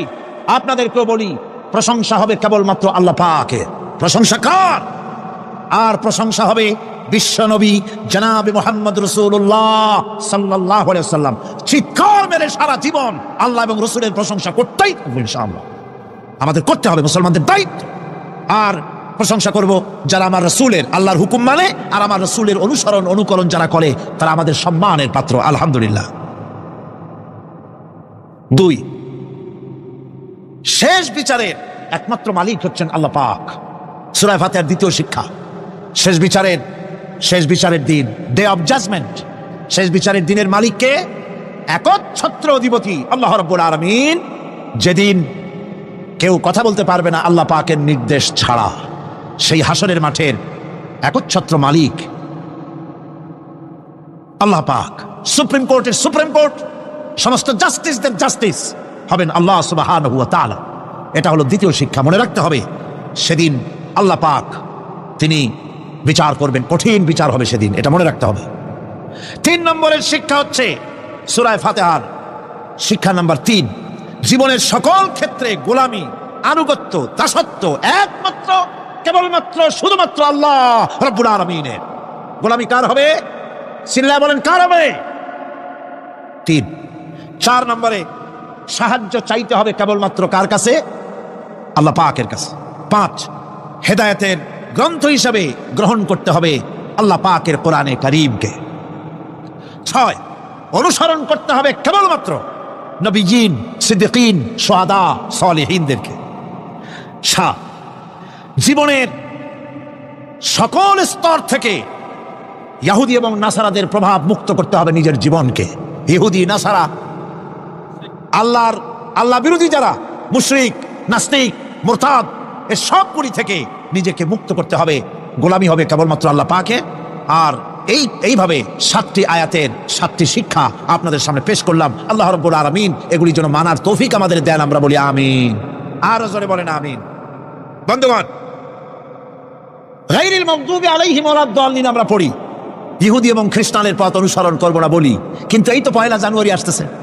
1 জানুয়ারি 1997 সন, 31 ডিসেম্বর রাত 12টা 1 মিনিটের সময় বাংলাদেশের শহর সমূহে বাজি পোড়ানো শুরু হয়।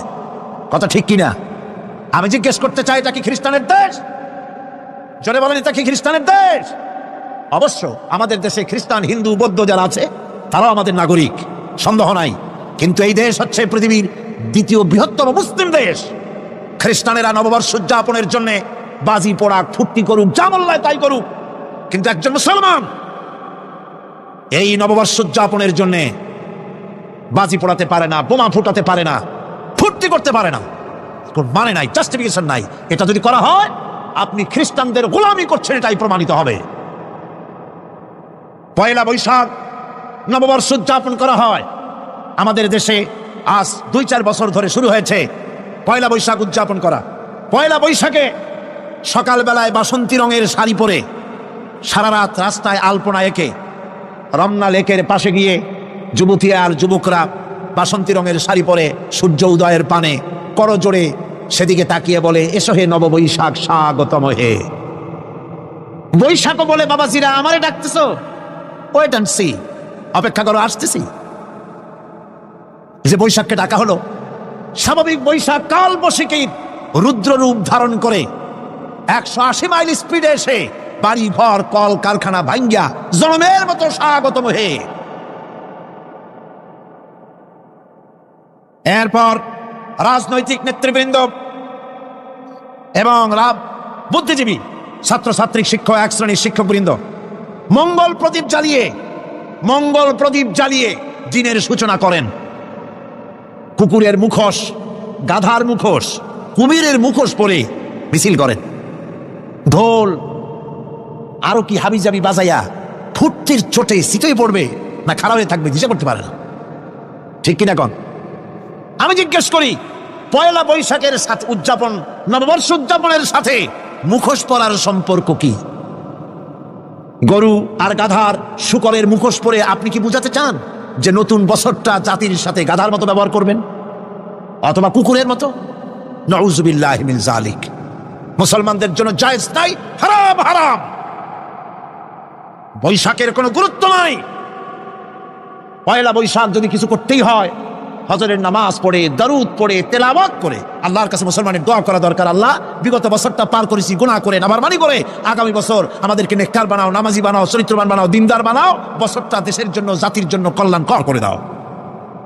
ভালো হইতো না? ভালো হইতো না? ভালো হতো। কিন্তু কপাল খারাপ, সংস্কৃতির নামে আসছে বেহায়াপনা। ভারতীয় উৎসব হয় বাংলাদেশে, ইন্ডিয়ান ফেস্টিভ্যাল। আমি প্রশ্ন করতে চাই সরকারের কাছে, বাংলাদেশের উৎসব ভারতে হয় কিনা? যদি বাংলাদেশের উৎসব ভারতে না হয়, বাংলার মাটিতে ভারতের উৎসব কেন?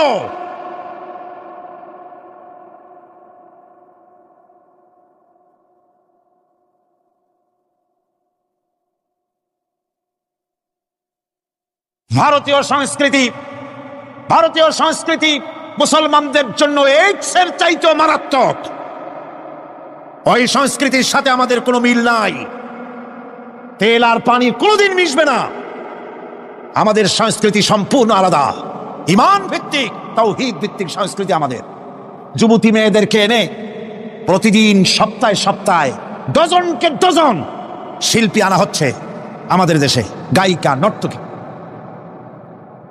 আমাদের দেশের ভাবমূর্তিকে নষ্ট করা হয়েছে।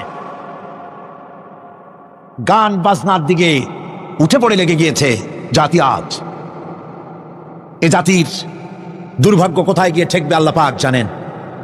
আমরা মুসলমান, আমাদের উন্নতি, আমাদের অরুজ, আমাদের জওয়াল, আমাদের উন্নতি আর আমাদের অবনতি কিসে হবে?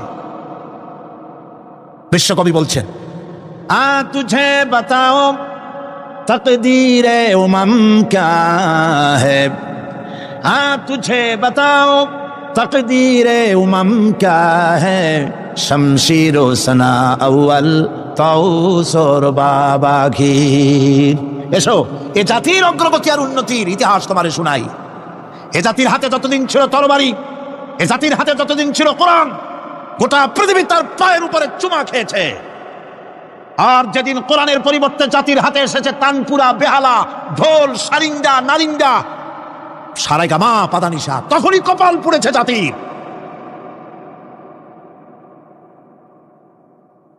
আজ আমাদের দেশে স্বাধীনতার রজত জয়ন্তী উদযাপন হয়েছে, শুধু গান আর গান, নাচ আর নাচ। সরকারের কোটি কোটি টাকা খরচ হয়েছে। স্বাধীনতার জন্য তো উৎসব করবই। স্বাধীনতা থাকলে আমরা থাকব, স্বাধীনতা না থাকলে আমরা গোলাম হয়ে যাব, ঠিক কিনা? কিন্তু আমার পদ্ধতি আলাদা, আমার ইসলামের পদ্ধতি আলাদা। আমরা হিন্দুর মতো, খ্রিস্টানের মতো নাচতে পারি না, গাইতে পারি না, ঢোল বাজাতে পারি না। বিজয় এলে কি করবেন আল্লাহ শিখাই দিয়েছেন। কে শিখাইছে? আল্লাহ রাব্বুল আলামিন বলেন, إذا جاء نصر الله والفتح ورأيت الناس يدخلون في دين الله أفواجا فسبح بحمد ربك واستغفر إنه كان توابا। আল্লাহর পক্ষ থেকে যখন বিজয় আসবে, ও নবী, বিজয় যখন আসবে আল্লাহর পক্ষ থেকে, তখন আপনি দেখতে পাবেন আল্লাহর পক্ষ থেকে মদদ, বিজয় যখন আসবে, দলে দলে লোক ইসলামের মধ্যে প্রবেশ করবে। এই বিজয় দেখে আপনি কি করবেন? আপনার জন্য দায়িত্ব তখন, ফাসাব্বিহ বিহামদি রাব্বিকা ওয়াস্তাগফির ইন্নাহু কানা তাওয়াবা। আপনি বেশি করে ইস্তেগফার করুন, বেশি করে তাসবিহ পড়ুন। রাসূল করিম সাল্লাল্লাহু আলাইহি ওয়াসাল্লাম এই সূরা নাযিল হওয়ার পর, ইসলামের চূড়ান্ত বিজয়ের মুহূর্তে এই সূরা যখন নাযিল হলো, রাসূল করিম সাল্লাল্লাহু আলাইহি ওয়াসাল্লাম হাদিস শরীফে এসেছে, সারাক্ষণ বেশিরভাগ পড়তেন সুবহানাকা আল্লাহুম্মা ওয়া বিহামদিকা নাস্তাগফিরুকা ওয়া নাতুবু ইলাইক। সুবহানাকা পড়েন, সুবহানাকা আল্লাহুম্মা ওয়া বিহামদিকা নাস্তাগফিরুকা ওয়া নাতুবু ইলাইক। রাসূল করিম সাল্লাল্লাহু আলাইহি ওয়াসাল্লামকে হযরত আয়েশা সিদ্দিকা রাদিয়াল্লাহু তাআলা আনহা জিজ্ঞেস করেছেন, হুজুর আপনি এখন এই দোয়াটা এত বেশি বেশি করতেছেন কেন? হুজুর বলেছেন, এটা আমাকে পড়তে বলা হয়েছে, আমাকে ইস্তেগফার করতে বলা হয়েছে, আমাকে তাসবিহ করতে বলা হয়েছে। অর্থাৎ বিজয়ে বিনয়ী হও। স্বাধীনতা দেন আল্লাহ, টিকায় রাখার মালিকও সে আল্লাহর প্রতি রুজু হতে হবে, মাথা নত করতে হবে। ঢোল বাজায় জাতির স্বাধীনতা রক্ষা করা যাবে না। গানকে নাটক করে ভারতীয় সংস্কৃতির উলঙ্গ বেহায়া নর্তকী এনে বাংলাদেশের স্বাধীনতা রক্ষা করা যাবে না। স্বাধীনতা রক্ষা করতে পারবে ইমানদার সাহসী সরকার। ইমানদার হতে হবে, সাহসী হতে হবে। স্পষ্ট করে ভারতকে জানিয়ে দিতে হবে, বাংলাদেশের বুকের উপর থেকে ট্রানজিট দেওয়া হবে না, হবে না, হবে না। আমাদের চট্টগ্রামের পোর্টকে থামুন, চট্টগ্রামের বীর চট্টলার পোর্টকে ভারতের জন্য উন্মুক্ত হতে দেওয়া হবে না। এদেশের লক্ষ লক্ষ মানুষের জীবন যেতে পারে, ভারতকে ট্রানজিট দেব না। ভারতকে ট্রানজিট দেওয়ার অর্থ হল ভারতের সেনাবাহিনীকে বাংলাদেশকে ওয়েলকাম করা, ভারতের ডেঙ্গু জ্বর তাদের এইডস রোগ বাংলাদেশে আমদানি করা, বাংলাদেশকে ভুটান সিকিমের মতো ভারতের গোলাম বানিয়ে দেওয়া। মনে রাখতে হবে 1971, 72 আর 96, 97 এক জিনিস নয়। সুতরাং স্পষ্টভাবে বলতে চাই, ভারতের ইঙ্গিতে কোন আলেমের গায়ে যদি হাত দেওয়া হয় আর ইসলামকে যদি আঘাত করা হয়, দেশ জুড়ে আগুন জ্বলবে, কেউ ঠেকাতে পারবে না।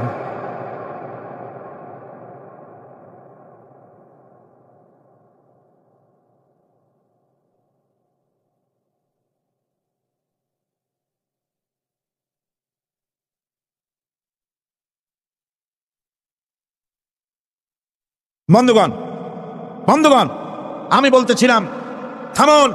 গায়রিল মাগদুবি আলাইহিম ওয়ালাদ-দাল্লিন, খ্রিস্টান, ইহুদি, হিন্দু, মুশরিক কার অনুসরণ করব না। অনুসরণ করব কয় শ্রেণীর? 4 শ্রেণীর, নবিয়্যিন, সিদ্দিকিন, শুহাদা, সালেহিন। কোন আলহামদুলিল্লাহ। এরপর আমরা মুসলমান, কিন্তু আমাদের বিবাহ অনুষ্ঠান যখন হয়, এই বিবাহ অনুষ্ঠানগুলি আমরা কি মুসলমানদের মতো করি? জবাব চাই, করি? আপনারা যে হলুদ অনুষ্ঠান করেন, শরীয়তের কোন জায়গায় আছে? এই হলুদ অনুষ্ঠান হিন্দুদের কাছ থেকে আমদানি হয়েছে। একটা হলুদ অনুষ্ঠানে যা খরচ হয় তা দিয়ে 6টা বিয়ে করানো যায়। সুতরাং আজ থেকে তওবা করুন, আমরা আর হলুদ অনুষ্ঠান করব না। রাজি আছেন? রাজি আছেন? বিবাহের নামে অপসংস্কৃতির জায়গা আমরা করে দিতে পারি না। যৌতুক যেমন হারাম, গত মাহফিলে বলেছি, মনে আছে না? মনে আছে কিনা? যৌতুক যেমন হারাম, যৌতুক কি আপনারা নেবেন নাকি? মেয়েওয়ালাদের উপরে চাপ সৃষ্টি করবেন না, জায়েজ নাই। মেয়েওয়ালারা যদি ইচ্ছে করে কিছু দেয়, নিবেন। আমি তো আশা করেছিলাম যে সংসদ নেত্রী, প্রধানমন্ত্রী মহিলা, বিরোধী দলীয় নেত্রীও মহিলা, সুতরাং মহিলাদের উপরে তাদের দরদের খাতিরেই তারা যৌতুক বিল উত্থাপন করবেন, কিন্তু তারা করেন নাই। তাদের উচিত ছিল যৌতুককে ঝাঁটা মেরে বঙ্গোপসাগরে ফেলে দেওয়া, ওনারা তা করেন নাই। কিন্তু আমি ইনশাআল্লাহ সংসদে যৌতুক বিল জমা দেব ইনশাআল্লাহ। আমি একা অথবা আমরা 3 জন যাই হই, সংসদে আমি কখনো একাকিত্ব ফিল করি না, কারণ আল্লাহ রাব্বুল আলামিন আমার সাথে আছেন। এই যৌতুক বিরোধী বিল উত্থাপন করে যৌতুক বন্ধ করতে হবে। 2 নম্বরের কথা হচ্ছে, মেয়েওয়ালারা তারাও আবার একটা খারাপ কাজ শুরু করেছেন, সেটা হলো বেশি পরিমাণের মহারানা চাপায় দেওয়া। মহারানা এটা শরীয়ত কোনো বাধ্যে দেয় নাই। ছেলেপক্ষ যদ্দূর দিতে পারে সেইটা মেয়েওয়ালাদের আন্দাজ থাকা উচিত। অহেতুক যৌতুক, অহেতুক মহারানা চাপাই দিবেন না। এটা একটি ট্র্যাডিশন হয়েছে। 5,55,515 টাকা 1 পয়সা, বাজে কাজ। 11 লক্ষ, হ্যাঁ, যদি ছেলেওয়ালা দেওয়ার মতো হয়, স্ত্রী দেন না, কোনো ক্ষতি নাই। আল্লাহ তো কোরআন শরীফে বলেছেন, তোমার বউরে যদি তুমি পাহাড় সমান সম্পদ দাও, কণা মাত্র ফিরাই নিও না। সুবহানাল্লাহ। আর মহারানার টাকাকে ফরজরূপী দায়িত্ব হিসাবে আদায় করে দাও। কাজে যে মহারানা আদায় হতে পারে এই রকমের মহারানা দেওয়া উচিত। অতিরিক্ত চাপাই দিবেন, দিতে পারবে না, কিয়ামতের দিন ওই পুরুষটাকে আল্লাহর দরবারে জিনা আকারের কাতারে দাঁড়াতে হবে। আমাদের বিবাহ সম্পর্কে কথাটা বললাম, মনে রাখবেন, যৌতুক নিবেন না, আর অতিরিক্ত মহারানার বোঝাও চাপাই দিবেন না। তবে যা দিতে পারে সেই রকমই আপনারা দিবেন। এরপরে আর একটা জিনিস আমাদের দেশে চালু আছে, যা হিন্দু খ্রিস্টানদের সঙ্গে মিলে যায়, তা হচ্ছে কোনো সম্মানিত লোক মারা গেল, তার জন্য নীরব হয়ে দাঁড়ায় থাকা। আমাদের পার্লামেন্টের একজন সদস্য মারা গেলেন, সংসদে প্রস্তাব উঠল 1 মিনিট নীরব হয়ে দাঁড়ায় থাকে। আমি বললাম, স্পিকার সাহেব, 1 মিনিট দাঁড়ায় থাকলে যদি সওয়াব হয়, তো 1 মিনিট কেন, আসুন আমরা 25 মিনিট খেলায় থাকি। আর যদি কোনো সওয়াবই না হয়, তাহলে এই প্রহসন কেন? আমরা তো আমাদের মা বাপের কবরের কাছে গিয়া কোনোদিন ভূতের মতো খেলায় থাকি না, সেখানে তো অবশ্যই আমরা দোয়া দুরূদ পড়ি, ঠিক কিনা? বললাম, স্পিকার সাহেব, আমার মাহফিল যদি হতো তা আমি বলতাম সূরা ফাতিহা পড়েন, ইখলাস পড়েন, দরুদ শরীফ পড়েন। এটা আপনার মাহফিল, এটার গার্ডিয়ান আপনি, এটার অভিভাবক আপনি। আপনি সকলকে বলেন সূরা ফাতিহা, সূরা ইখলাস পড়তে। মাননীয় সম্মানিত স্পিকার সাথে সাথে বললেন, সকলকে আপনারা ফাতিহা পড়েন, ইখলাস পড়েন, দরুদ শরীফ পড়েন। আলহামদুলিল্লাহ, বললেন আলহামদুলিল্লাহ। আমরা চেষ্টা করছি সংসদের ভেতরে একটা গুণগত পরিবর্তন আনার জন্য। আল্লাহ যেন তৌফিক দান করে, আমিন। ভাইরা আমার, সুতরাং এই সমস্ত হচ্ছে খ্রিস্টান, ইহুদিদের কাস্টমস, তাদের ট্র্যাডিশন, এর সাথে আমাদের কোনো সম্পর্ক নাই। হিন্দুরা খ্রিস্টানেরা কেউ মরে গেলে পরে দাঁড়ায় থাকুক, শুয়ে থাকুক, যেমনি পারে তেমনি করুক, কিন্তু আমি তো মুসলমান, আমি কি জোরে বলেন আমরা কি? ইসলাম যা এলাও করে না আমরা তা করতে পারি না। এটা যেন আমাদের সকলের মনে থাকে বন্ধুগণ। এরপরে আমি আরজ করতে চাই, আমি মোনাজাতের দিকে এগোচ্ছি। আমি বুঝতে পারছি মানুষের প্রচন্ড কষ্ট হচ্ছে, মা বোনদের, ভাইয়েদের। এরপরে যে কথাটি আমি বলতে চাই সেটা হলো, বাংলাদেশ হচ্ছে ইসলামের ঘাঁটি, ইসলামের দুর্জয় ঘাঁটি। কেউ কেউ তো বলেন যে বাংলাদেশের ফাইল আল্লাহ নিজে ড্রিল করেন। আল্লাহ সব জায়গায় করেন, সবটাই আল্লাহর কাছে। এ কথা কেন বলে? আমি তার যুক্তি খুঁজে পেয়েছি। সে যুক্তি হলো এই জমিনে ইসলামের বিরুদ্ধে, আল্লাহর বিরুদ্ধে, আলেমদের বিরুদ্ধে, পীরদের বিরুদ্ধে কেউ বেয়াদবি করে জমিনের উপরে কল্লা দেহের সাথে রাখতে পারে নাই। কথা ঠিক কিনা? সুতরাং বেয়াদবি করার সাহস কারো সিনার ভিতরে যেন না আসে। আমাদের এই দেশে আল্লাহর দ্বীন কায়েম করতে হবে, জমিন আল্লাহ। আমি জিজ্ঞেস করতে চাই, এই লক্ষ লক্ষ জনতার কাছে জমিন কার? আমি খুশি হইতে পারলাম না। আপনারা আল্লাহর নামটা কি জোরে নিছিলেন? গায়ে যত শক্তি আছে ওই শক্তি দিয়ে আল্লাহর নামটা নিছিলেন? যদি না নিয়ে থাকেন, সবটা শক্তি নিয়ে আপনারা বলেন জমিন কার? আরো জোরে বলতে হবে জমিন কার, আকাশ কার, বাতাস কার, এ মানব গোষ্ঠী কার, আইন চলবে কার? সুতরাং আল্লাহর আইনের উল্টা ধর্মনিরপেক্ষতাবাদ, জাতীয়তাবাদ, পুঁজিবাদ, সমাজতন্ত্র মানি না, মানি না, মানি না।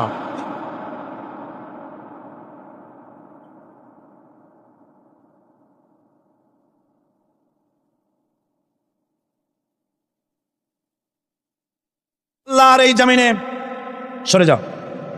আল্লাহর এই জমিনে প্রয়োজন হচ্ছে আল্লাহর দ্বীন প্রতিষ্ঠার জন্য ঐক্যবদ্ধ প্রচেষ্টা। এজন্য চাই ওলামা মাশায়েখদের ঐক্য। কি চাই? ওলামা মাশায়েখদের ঐক্য চাই। কথা ঠিক কিনা? কিন্তু আমাদের দেশের এক শ্রেণীর ওলামা আছেন, তাদের প্রতি সম্পূর্ণ শ্রদ্ধা জানিয়ে বলছি, ওনারা বুঝতে পারেন না, ওনাদের অজান্তেই ওনাদেরকে নির্বাচনে খাড়া করে দেয় পয়সা দিয়া। হুজুর আপনার খরচ হবে না, যা লাগে দিয়ে দেবো। আপনার মতো লোক যদি নির্বাচন না করে, আপনি যদি পার্লামেন্টে না যান, তো পার্লামেন্ট দিয়ে হবে কি? ওই হুজুর বোঝেন না যে আমি পার্লামেন্টে যাই করবোটা কি? ওখানে যাই কড়ি কাঠ, জানলার দরজা কয়টা গুনিয়ে খুলে দিতে পারবে না। ওনার জামানাত বাজে হাত হবে, উনি তা নিজেও জানেন। তারপরে ইসলামী আন্দোলনের একটা লোকজন ফেল করানো যায়, সেজন্যই সম্পূর্ণ ইখলাসের সাথে উনি দাঁড়ায় যান। আর এই জন্যে পার্শ্ববর্তী দেশ থেকে কিছু লোক আসেন, তারা এসে এদেশের মুসলমান এবং ওলামাদের মধ্যে অনৈক্য ঘটায় যান। তারা যত বড় আলেম হোক আর পীর নামের হোক, আমি তাদেরকে সাবধান হতে বলি, আপনার রাজনীতি আপনার দেশে করুন। আওলাদের রাসূলের নাম লাগাইয়া বাংলাদেশের রাজনীতিতে নাক গলাবেন না।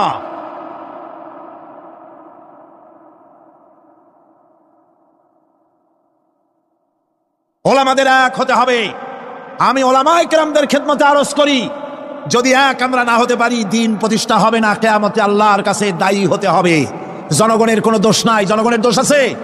জনগণের দোষ আমি দেই না। বিশ্বাস করুন, যদি আল্লাহ না করুন এদেশে ইসলামী আদর্শ বাস্তবায়িত না হয়, ইসলামী স্টেট কায়েম না হয়, তাহলে কিয়ামতের দিন আলেম, ওলামা, পীরেরা জনগণের চাইতে সবচাইতে বড় আসামি হবে কিয়ামতে। আল্লাহ পাক এ জাতির ওলামাদের, এ জাতির রাহবারদেরকে ঐক্যবদ্ধ হওয়ার তৌফিক দান করুন। ওনারা যত ফতোয়া দেন, সমস্ত ফতোয়া ইসলামী আন্দোলনের বিরুদ্ধে।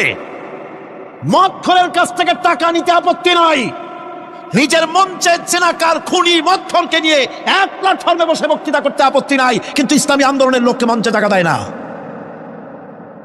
সমস্ত ফতোয়া ইসলামী আন্দোলনের বিরুদ্ধে তারা দেন। আমি তাদেরকে অনুরোধ করব, আসুন, ঐক্যবদ্ধ হওয়া ছাড়া পথ নাই আল্লাহর দ্বীন প্রতিষ্ঠার জন্য। আর মনে রাখবেন, আপনারা যে ষড়যন্ত্রের শিকারে পরিণত হয়েছেন, যদি দ্বীন প্রতিষ্ঠা না হয়, আর তারা যে স্বপ্ন দেখছে, ইন্ডিয়া এবং তার অনুসারীরা, নাস্তিকরা যে স্বপ্ন দেখছে, তা যদি বাস্তবায়িত হয়, কে জামাত করে, কে শিবির করে, কে ফুরফুরার মুরিদ, কে সরসিনার মুরিদ, কে অমুক ইন্ডিয়ার পীর সাহেবের মুরিদ, পাকিস্তান পীর সাহেবের মুরিদ, এগুলা তালাশ করা হবে না। হবে ওই যে রাশিয়া এসে ঢুকছিল কোথায়? আফগানিস্তানে। সেইখানে সব আলেম ওলামারা জঙ্গলে যাই এক হইল। ওই যে একজন বলছিল যে আমি গেলাম, আমার ছেলে গেল তার মামু বাড়ি, মাইয়া গেল তার নানা বাড়ি, বউ গেল তার বাপের বাড়ি, আমি গেলাম আমার শ্বশুর বাড়ি, যাই দেখি সব এক জায়গায়। এই লোকগুলি আলেম ওলামা পীর বুজুর্গ সব কিয়া পাহাড়ের মধ্যে এক জায়গায় হয়েছে। হায় হায়, সুন্নি, কড়া সুন্নি, গোলাপি সুন্নি, ওহাবি, ঠান্ডা সুন্নি, তারপরে দেওবন্দি, সব এক জায়গায়। হায় হায়, কি সর্বনাশটা করলাম! যদি ঐক্য থাকতাম তাহলে কি আলাসি আমাদের উপরে হামলা হতে পারতো, করতে পারতো? চোখের পানি ফেললো, কানলো, একে অপরকে জড়াই ধরলো। তখন অনেক সর্বনাশ হয়ে গেছে, অনেক জীবন দিতে হয়েছে এই ঐক্যের পর। তারপরে আল্লাহ মেহেরবানি করেছেন তওবা করার কারণে। কিন্তু আমাদের দেশে অনৈক্যের কারণে, আল্লাহ না করুন, যদি এখানে ইসলামের দুশ্মন যারা, আজ তো তারা রেডিওতে বসে আছে, আজ তো তারা টিভিতে বসে আছে, আজ তো তারা নাটক তৈরি করে, আজ তারা সিনেমা তৈরি করে। গুলিস্তান কে হার শাখ पर उल्लू बैठे हैं, फिर अंजाम गुलिस्तान क्या होगा। ফুল বাগিচার ডালে ডালে হুতুম পেচারা বসে আছে, এ ফুল বাগানের অবস্থা কি হবে? নাস্তিক, মুরতাদ, বেঈমান সব এগুলিকে দখল করে আল্লাহর দিনকে বুড়ো আঙ্গুল দেখাবার প্রচেষ্টা চালাচ্ছে।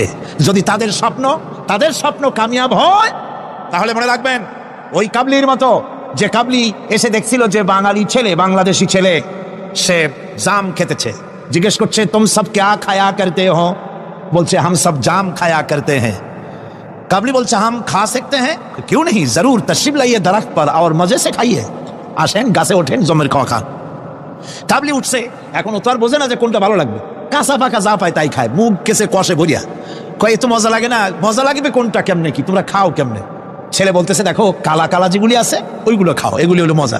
সে তখন কালো কালো খাচ্ছে। ওই কালো জামের উপরে বসা ছিল কালো ভ্রমর। আপনারা কি কন? ভ্রমর। এই ভ্রমর বসা আছে জামের উপর। কাবলি তো আর বোঝে টোঝে নাই, ভোমরা শুদ্ধা ধরছে। কাবলির হাতের মধ্যে ভ্রমর পড়ছে। এখন কাবলির হাত তো বোঝেন সাগর কলার মতো আঙ্গুল, ওর ভিতরে ভ্রমর পড়ে ভোঁ ভোঁ করছে। কাবলি বলছে ভোঁ করো, ভাঁ করো, छोड़ेगा नहीं, কালে কালে जितने पाएंगे सब खा छोड़ेंगे।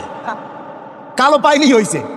সুতরাং ইসলাম বিরোধীরা যদি সুযোগ পেয়ে যায়, দেওবন্দি মাদ্রাসায় কে পাশ করেছো, পটিয়াকে, হাটাজারিকে, ফুরফুরাকে, সরসিনাকে, দেওবন্দিকে, আলিয়াকে দেখা হবে না, পাইকারি ধরে দাড়ি টুপি ধরে ধরে হত্যা করা হবে।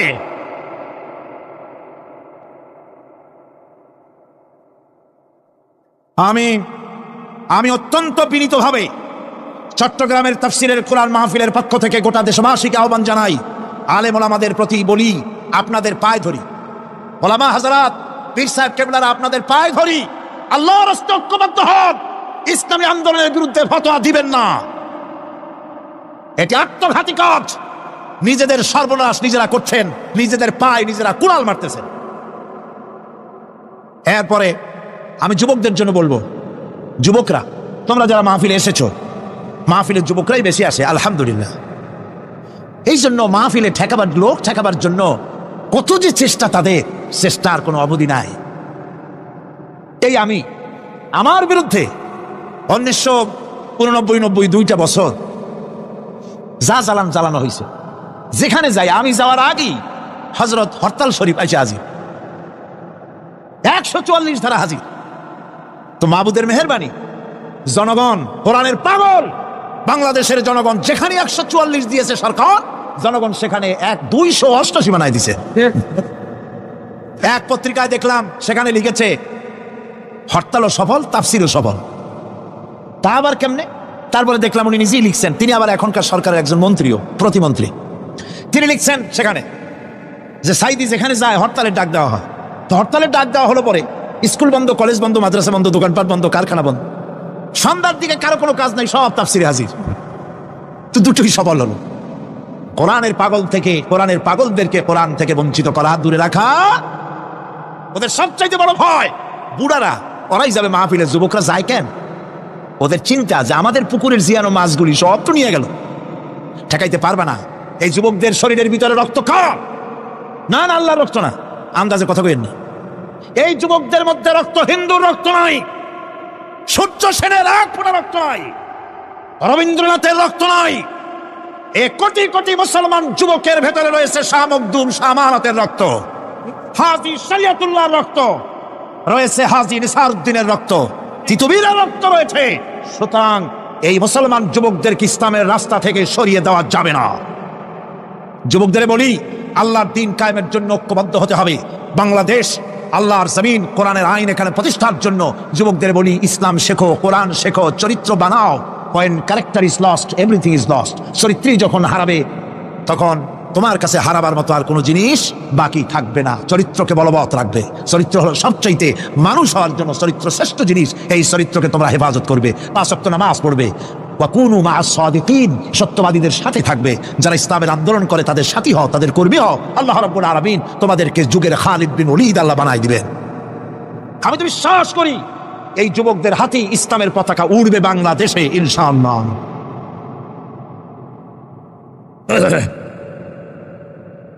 এই যুবকদের কথাই আল্লাহ পাকের নবী বলেছেন। নবীজি বলেছেন, কিয়ামতের দিন যেদিন কোনো ছায়া থাকবে না, আল্লাহর আরশ ব্যতীত আরশের ছায়া ছাড়া কোনো ছায়া থাকবে না, ওই দিন আরশের নিচে 7 শ্রেণীর লোকেরা জায়গা পাবে। ওর ভিতরে হবে 1 শ্রেণী হবে ওয়াশাবুন নাশা ফি ইবাদাতিল্লাহ, ওই সব যুবক যারা রাত কাটিয়েছে আল্লাহর ইবাদত করে, চোখের পানি ফেলেছে, তাদের জন্য জান্নাত যুবকদের জন্য। আমি আগেও বলেছি, বুড়োরা কেউ বেহেশতে যাবে না, চিন্তা করে কোনো লাভ নাই। কালো মানুষ আর বুড়া মানুষ বেহেশতে যাবে না, কোন মৌলভী সাহেবের ফতোয়া নয়, স্বয়ং রাসূলুল্লাহ বলছেন। এখন তো বুড়া মানুষেরা মহা মুসিবতে পড়ছেন, আমিও আপনাদের দলে, চিন্তার কারণ নাই। রাসূলুল্লাহ বলেছেন, বুড়া কালো মানুষ কান্দো না, কান্দার কোনো দরকার নাই। তুমি যখন বেহেশতে যাবে তুমি বুড়া থাকবে না, আল্লাহ জামান বানাই দিবেন। কালো মানুষ কালো থাকবে না, জান্নাতে যাওয়ার সময় আল্লাহ পাক পূর্ণিমার চাঁদের চাইতেও সুন্দর বানাই দিবেন। সুতরাং যুবকেরা, বেহেশত তোমাদের জন্য, এই বেহেশতের জন্য তৈরি হও, জান্নাতে যাওয়ার জন্য তৈরি হও। এই দুনিয়ার নারী বাড়ি গাড়ি তুচ্ছ আল্লাহর জান্নাতের সামনে। সাহাবায়ে কেরাম জীবন দিয়েছেন জান্নাতের আশায়। সেই জান্নাতের আশা, জাহান্নামের ভয় আর জান্নাতে যাওয়ার লোভ প্রত্যেকটি যুবকের রক্তের ফোঁটায় ফোঁটায় আল্লাহ ঢুকাই দিক। যুবতী মেয়েদেরকে বলবো, ছাত্রী যারা এসেছেন মহিলাদের মধ্যে, এদেশে ইসলামী ছাত্রী সংস্থা নামে একটি সংস্থা আছে। মেয়েদেরকে দ্বীন শিখায় তারা। যেখানে মেয়েরা তাদের সতীত্ব বজায় রাখতে পারে না, দ্বীন শিখতে পারে না, সেখানে কলেজে, বিশ্ববিদ্যালয়, হাই স্কুলে ইসলামী ছাত্রী সংস্থা একটা নিয়ামত। যেরকম আলহামদুলিল্লাহ। সব ভাইদেরকে আর মায়েদেরকে বলবো, আপনারা আপনাদের মেয়েদেরকে ছাত্রী সংস্থার সাথে দ্বীন শেখার জন্য, ঈমান শেখার জন্য, চরিত্র শেখার জন্য আপনি তাকে দিয়ে দেন। 1 বছর 6 মাস পরে ওই মেয়েকে দেখলে আপনার চোখ ঠান্ডা হয়ে যাবে। আলহামদুলিল্লাহ, দিনদার হবে, নামাজি হবে, পরেজগার হবে। এরপরে যুবকদের কথা বললাম, যুবতী মেয়েদের কথা বললাম। এখন বলবো আমি সরকারি অফিসারদের কথা। সরকারি অফিসার যারা, প্রশাসনিক দায়িত্বশীল যারা, তারা হচ্ছেন আমাদের সবচেয়ে নিকটতম লোক। তারা জনগণের খেদমত করছেন। আলহামদুলিল্লাহ কহ, সকলে কোন আলহামদুলিল্লাহ। আমি দোয়া করি তাফসীরের মাহফিলের পক্ষ থেকে সরকারি অফিসার যারা, ম্যাজিস্ট্রেট আছেন, জজ আছেন, ডিসি আছেন, এনডিসি আছেন, এডিসি আছেন, টিএনও আছেন, সর্বস্তরের সচিব থেকে শুরু করে দারোগা পর্যন্ত সর্বস্তরের প্রশাসনিক দায়িত্বশীল ব্যক্তিবর্গকে আল্লাহ রাব্বুল আলামিন ঈমানী যোগ্যতার সাথে সরকারি দায়িত্ব পালনের তৌফিক দিন। তবে একটা কথা বলবো, আপনি যে দায়িত্বে আছেন, আপনি সরকারকে খুশি করার জন্য অবৈধ কাজে লিপ্ত হবেন না। আপনার বিবেক যদি বাধা দেয়, বিবেককে ফাঁকি দিয়ে অন্যায় কাজে হাত দিবেন না। 1 শ্রেণীর লোক আছে, যে সরকার আছে সেই সরকার কি বলে আপনার জন্য আমরা তো অপেক্ষা করতেছিলাম। এরা হলো বীরবলের মতো। সম্রাট আকবরের নাম মনে আছেন আপনাদের? তার কত রত্ন ছিল দেখছেন? কেউ কয় 5 রত্ন, কেউ কয় 6 রত্ন। ইতিহাস ভুলবেন না, ইতিহাস মনে রেখেন। নবরত্নের 1 রত্ন ছিল, নাম হলো বীরবল। সম্রাট বাজারে গিয়েছে, তরকারি দেখতে গিয়ে বেগুন চোখে পড়েছে। বেগুন দেখে খুব লক্ষ্য করে দেখছে। বীরবল বলছে, জাহাপানা খুব পছন্দ নাকি? কয় দেখতে তো খুবই সুন্দর। বীরবল বলছে, জাহাপানা এই যে বেগুন, এটার নাম হচ্ছে বাগুন, অর্থাৎ এর অনেক গুণ। এটা যদি ভর্তা করে খান আপনার মাথার চুল কখনো উঠবে না। এটা যদি ভাজি করে খান আপনার স্বাস্থ্য ক্রমেই ভালো হবে। এটা যদি আপনি তরকারি মাছের সাথে মিলায় খান আপনার রাজত্ব আরো দীর্ঘায়ু হবে। এই রকমের অনেক ফজিলত বয়ান করলো। তারপরে বলে, ঠিক আছে কেন? ওগুলি কেনা হইলো, ভূপ রান্না হইলো, জনমের খাওয়া খাইলো আকবর। এখন বেগুন জন্মের খাওয়া খাইলে যা হয়, টয়লেট রিজার্ভ। মেজাজ খারাপ সম্রাটের। বীরবল এসে দেখে মেজাজ স্ট্রং হয়ে আছে বাদশাহ। জাহাপানা কি হয়েছে? আরে বেটা, তুমি কি তরকারির ফজিলত বয়ান করলা? আমার তো পেটের ব্যথায় অস্থির। কয় হুজুর, এই একটা তরকারি নাকি? ওটার নাম তো বেগুন, ওর কোনো গুণই নাই। এটা খাইলে পরে কাকাউস হয়, পাচরা হয়, এক্সিমা হয়, ব্রঙ্কাইটিস হয়, নিউমোনিয়া হয়। এটা খাইলে পরে কত লোক মারা গেছে কলেরা বসন্ত হইয়া। এটা একটা তরকারি? আকবর কয়, সর্বনাশ, আমার তো পেটের ব্যথা সেরে গেছে, তোমার এই বক্তৃতা শুনে। বলে কিরকম? কালকেই বেগুনের এত ফজিলত বর্ণনা করলে আর আজকেই বেগুনের এত কুচ্ছা বলছো তুমি, একই মুখে দুই রকম। বীরবল বলছে জাহাপানা কিছু মনে নেবেন না, আমি তো বেগুনের চাকরি করি না, আমি তো জাহাপানার চাকরি করি। কালকে আপনি বলেছেন বেগুন দেখতে সুন্দর, আমার পক্ষে যদ্দূর সম্ভব ফজিলত বয়ান করেছি। আজকে আপনি বলছেন বেগুন খারাপ, আর আমি কি ওই খারাপ ভালো করি আমার কল্যাণে হারাবো নাকি? আমার দেশের সচিব থেকে শুরু করে সর্বস্তরের অফিসারদের বলবো, সরকারকে খুঁজে করার জন্য ইসলামের বিরুদ্ধে পদক্ষেপ নেবেন না, ইসলামের পক্ষে থাকুন। এই কথা কখনো ভুলে যাবেন না। আল্লাহ রাব্বুল আলামিন আপনাদেরকে সিংহের মতো, আপনাদেরকে ব্যাঘ্রের মতো ইমানি মজবুতির সঙ্গে ইমানের দায়িত্বের সাথে সরকারি দায়িত্ব পালনের তৌফিক আমার আল্লাহ যেন দান করেন, দোয়া করি। এরপরে বলবো আমার মা বোনদের কথা, যারা কষ্ট করে এসেছেন। আমরা মোনাজাতের দিকে ক্রমে এগিয়ে যাচ্ছি, বক্তব্য শেষ পর্যায়ে এসেছি। মা বোন, আমাদের বোনেরা, আমাদের মায়েরা আমাদের কাছে সবচাইতে সম্মানের পাত্রী, কোন আলহামদুলিল্লাহ। আসতে বললেন কেন? সকালবেলা এখানে মহিলা অনুষ্ঠান হয়েছিল, হাজার হাজার মা বোনেরা এসেছিলেন। একজনে প্রশ্ন করলেন যে স্বামীর পায়ের তলে নাকি স্ত্রীর জান্নাত। আমি বলি সেটা বাজে কথা, মিথ্যে কথা, ডাহা মিথ্যে কথা।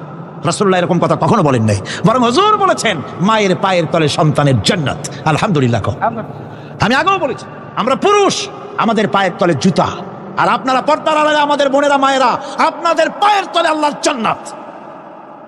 আপনারা খাদিজার উত্তরসূরি, আপনারা ফাতেমার উত্তরসূরি, আপনারা হযরত আয়েশার উত্তরসূরি। আপনাদের সতীত্বকে বিনষ্ট করার জন্য এক শ্রেণীর বুদ্ধিজীবীরা আপনাদেরকে ময়দানে নামাতে চায়। ইসলাম আপনাদেরকে অধিকার দিয়েছে, এত বড় অধিকার কেউ দেয়নি। আমি সবসময় বলি, মায়েরা, বোনেরা, আমার দেশের মুসলিম মহিলারা যদি জানতেন ইসলাম তাদেরকে কি মর্যাদা দিয়েছে, এটা যদি তারা জানতেন, তাহলে ইসলামের দেওয়া অধিকারটা পাওয়ার জন্য তারা রাস্তায় নেমে মিছিল করতেন যে শুধু ইসলাম আমাদের যে মর্যাদা দিয়েছে সেইটা ফিরায় দাও, আর কিচ্ছু চাই না, ওইটাই ফেরত দাও। মা বোনেরা, ইসলাম প্রতিষ্ঠিত হলে পরে বাংলাদেশে যদি ইসলাম কায়েম হয়, আপনাদের চাকরি, শিক্ষা, ব্যবসা, আপনাদের সবটা ইসলাম সংরক্ষণ করবে। অর্ধেক জনশক্তি নারী, আপনাদেরকে অবহেলা কেউ করতে পারবে না।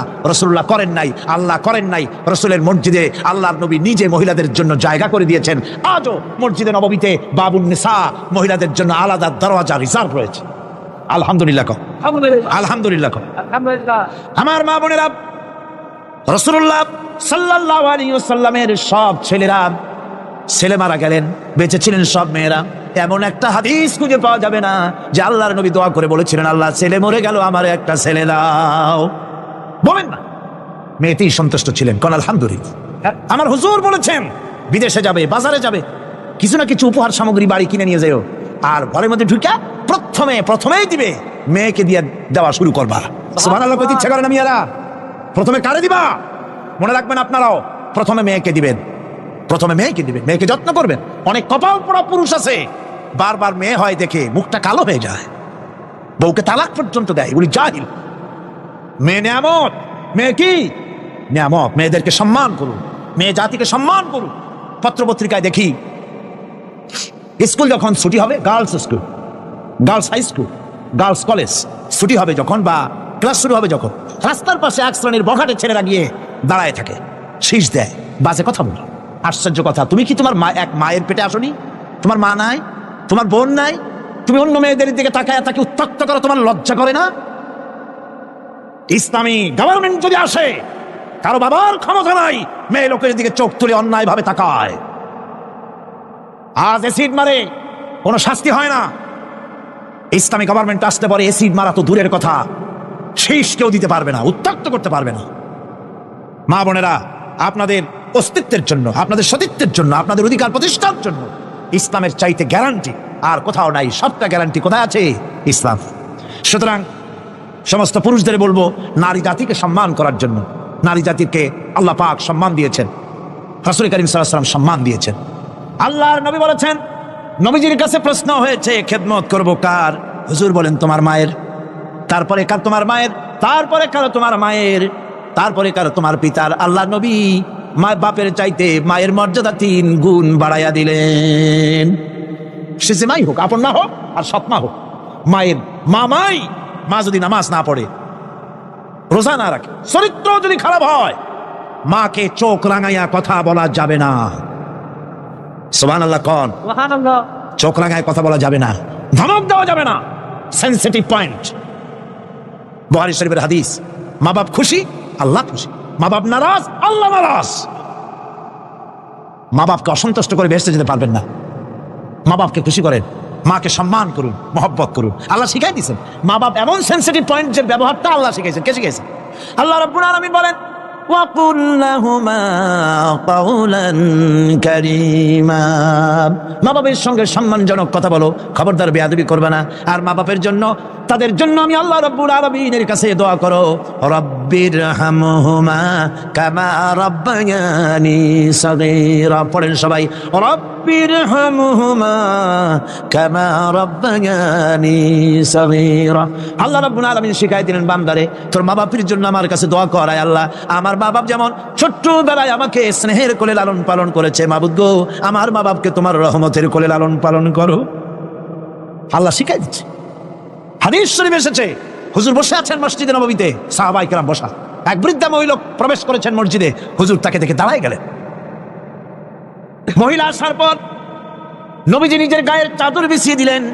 মহিলা চলে যাওয়ার পর সাহাবায়ে কেরাম জিজ্ঞেস করলেন, হুজুর একজন সাধারণ মেয়ে লোকের জন্য হুজুর নিজের চাদর বিছাইলেন, বুঝলাম না ফজিলত কি, চিনলাম না মেয়ে লোকটাকে। হুজুর বলেন, সাহাবীরা চাদর তো ভালো, হক তো আদায় করতে পারি নাই, চিনতে পারো নাই, তোমরা বুঝতে পারো নাই। আমি দুনিয়া আসার পর আমার মায়ের দুধ আমার কিসমতে তেমন হয় নাই, আমি আমার মায়ের যত্ন তেমন পাই নাই, স্নেহ আদর তেমন পাই নাই। যার বুকের দুধ খাইয়া, যার কোলে কাখে চড়ে আমি বড় হয়েছি, ইনি আমার সেই দুধ মা হযরতে হালিমাতুস সাদিয়া। বন্ধুরা, মা যদি বেঁচে থাকে, রাত্রে বাড়ি গিয়ে পায়ে ধরুন, বলেন মা অন্যায় করেছি, জীবনে বহু বেয়াদবি করেছি, আমার মাফ করে দাও। বিশ্বাস করুন, মা বাপের যদি খেদমত করেন, মা বাপ যদি রাজি থাকে, রিজকে, খাদ্যে, টাকায়, ইজ্জতে জীবনেও কষ্ট হবে না। মা বাপের খেদমত করুন, মা বাপকে ভালোবাসুন, শ্রদ্ধা করুন। আমার মায়ের, আমার বোনের, আপনারা যারা আসছেন, আপনারা আমাদের সম্মানের পাত্রী। ইসলাম আপনাদের কত অধিকার দিয়েছে প্রতি বছর বলেছি, আজ আর লম্বা কথা বলতে চাই না, শুধু বলি পর্দায় থাকুন, পর্দায় থাকুন, আপনার সম্মান আপনি রক্ষা করুন, পর্দায় চলাফেরা করুন, সন্তানদেরকে মানুষ করুন, তাদেরকে ইসলামের রাস্তায় চালান। মা বোনদের ব্যাপারে এই আরজ করছি, ঘরে ঘরে ইসলামের দুর্গ বানান, আপনার সন্তানদেরকে ইসলামের রাস্তায় আনেন, স্বামীকে নামাজি বানান, চরিত্রবান বানান, দিনদার বানান। এরপরে সব শেষে দেশের আইনজীবী, সাহিত্যিক, বুদ্ধিজীবী, সাংবাদিক, তাদের ব্যাপারে বলতে চাই, আপনারা জাতির বিবেক, আপনারা জাতির জন্য অনেক কিছু করতে পারেন। সাহিত্যিকরা, কবিরা, বুদ্ধিজীবীরা, সাংবাদিকরা অনেক অবদান রাখতে পারেন। আপনার একটা বেকায়দার খবর দেশের মধ্যে চাঞ্চল্যের সৃষ্টি করে দিতে পারে, আবার একটা ভালো খবর দেশের মধ্যে আমন আমান পয়দা করে দিতে পারে, ঠিক কিনা? ঠিক কিনা? সুতরাং সাংবাদিক বৃন্দ, আপনারা সম্মানের পাত্র, আপনারা নিজেদের সম্মানকে রক্ষা করে চলবেন, হলুদ সাংবাদিকতার পেছনে দৌড়াবেন না। প্রত্যেকটি কথা এবং কাজের জন্য আল্লাহর কাছে জবাবদিহি করতে হবে, এ কথা যেন সাংবাদিকদের মনে থাকে। আল্লাহকে ভয় করুন, আল্লাহকে ভয় করুন, আল্লাহকে ভয় করে সাংবাদিকতার মহান পেশায় নিয়োজিত থাকুন। হক কথা লিখবেন, জীবনের বিনিময় হক কথা বলবেনই, অন্যায়কে প্রশ্রয় দিবেন না, সত্যকে ঢেকে রাখবেন না, তাহলে কিয়ামতে আল্লাহর কাছে জবাবদিহি করতে হবে। আইনজীবী, বুদ্ধিজীবী, সম্মানের পাত্র আপনারা, আপনারা দেশের জন্য, জাতির জন্য কল্যাণজনক কিছু রেখে যাওয়ার জন্য চেষ্টা করুন। সব শেষ কথা সেটা হলো এই পৃথিবীর কাছে আমরা অনেক ঋণী, এই পৃথিবীর কাছেও আমরা অনেক ঋণী। এই পৃথিবীতে পৃথিবীর ফল খাই, ভাত খাই, মাছ খাই, পনির খাই, তরকারি খাই, দুধ খাই, গোশ খাই, এই পৃথিবী থেকে উৎপাদিত। সুতরাং এই পৃথিবীর কাছেও আমরা ঋণী আছি। মূল ঋণী তো আল্লাহর কাছে। মূল ঋণী কার কাছে? আল্লাহ পাকের কাছে। তবে পৃথিবীর কাছেও একটু ঋণী আমরা আছি, সেই ঋণ পরিশোধ করতে হবে। সেই ঋণটা কিভাবে পরিশোধ করবেন? সেই ঋণটা পরিশোধের একটাই পথ, আপনার চাইতে আপনি একজন ভালো নাগরিক আপনার সন্তানদের মধ্য থেকে তৈরি করে যান। একজন দিনদার, ইমানদার মুসলমান সন্তান, সন্ততি, ছেলে মেয়ে তৈরি করে যান, তাদেরকে দিনদার বানান, নামাজি বানান, চরিত্রবান বানান। আল্লাহ পাক যেন সকলকে তৌফিক দেন। শেষে একটা ওয়াদা করতে চাই, আপনাদের কাছে একটা দাবি করতে চাই। আমার দাবি তো আপনারা মনে হয় ফেলবেন না, ফেলবেন নাকি? আপনাদের জানা আছে অযৌক্তিক দাবি আমি করবো না। সে দাবিটা হচ্ছে, বহুত মুসলমান আছে শবে বরাতে সারা রাত জাগে কিন্তু ফজরের নামাজ পড়ে না, আছে কিনা? আজকের মাহফিলে দোয়া কবুল হবে আশা করে অনেক বেনামাজিও আসছেন, নামাজ পড়েন না। 5 ওয়াক্ত নামাজকে সঠিকভাবে পড়তে হবে, রাজি আছেন? নামাজের ব্যাপারে গত বছর প্রায় 2 ঘন্টা ওয়াজ করেছিলাম, মনে আছে না? মনে না থাকলে ক্যাসেট আবার কিনে নেবেন, আবার কিনবেন, আবার শুনবেন। যেহেতু আমি কথা নিজের থেকে বলি না, কোরআনে কারীম থেকে বলার চেষ্টা করি। আমি আজকে ওয়াদা চাই, মুনাজাতের আগে জীবনে কোনোদিন ফরজ নামাজ, ফরজ রোজা, শরীয়তের ওজর ছাড়া ছাড়বো না। ওয়াদা করতে পারবেন? দুই হাত উঁচু করেন। মা বোনেরা আপনারাও আপনাদের পর্দার ভিতরে হাত উঁচু করে বলেন, ইয়া আল্লাহ। সকলে বলতে হবে, ইয়া আল্লাহ, তোমার নামে কসম করছি, যতদিন আমার মাথার কাছে মালাকুল মউত না আসতেছে ততদিন পর্যন্ত ফরজ নামাজ, ফরজ রোজা শরীয়তের ওজর ছাড়া ছেড়ে দেব না। ইয়া আল্লাহ, আমার এই শপথ মৃত্যু পর্যন্ত পালন করার তৌফিক আমাকে দান করো। আমিন ইয়া রাব্বাল আলামিন।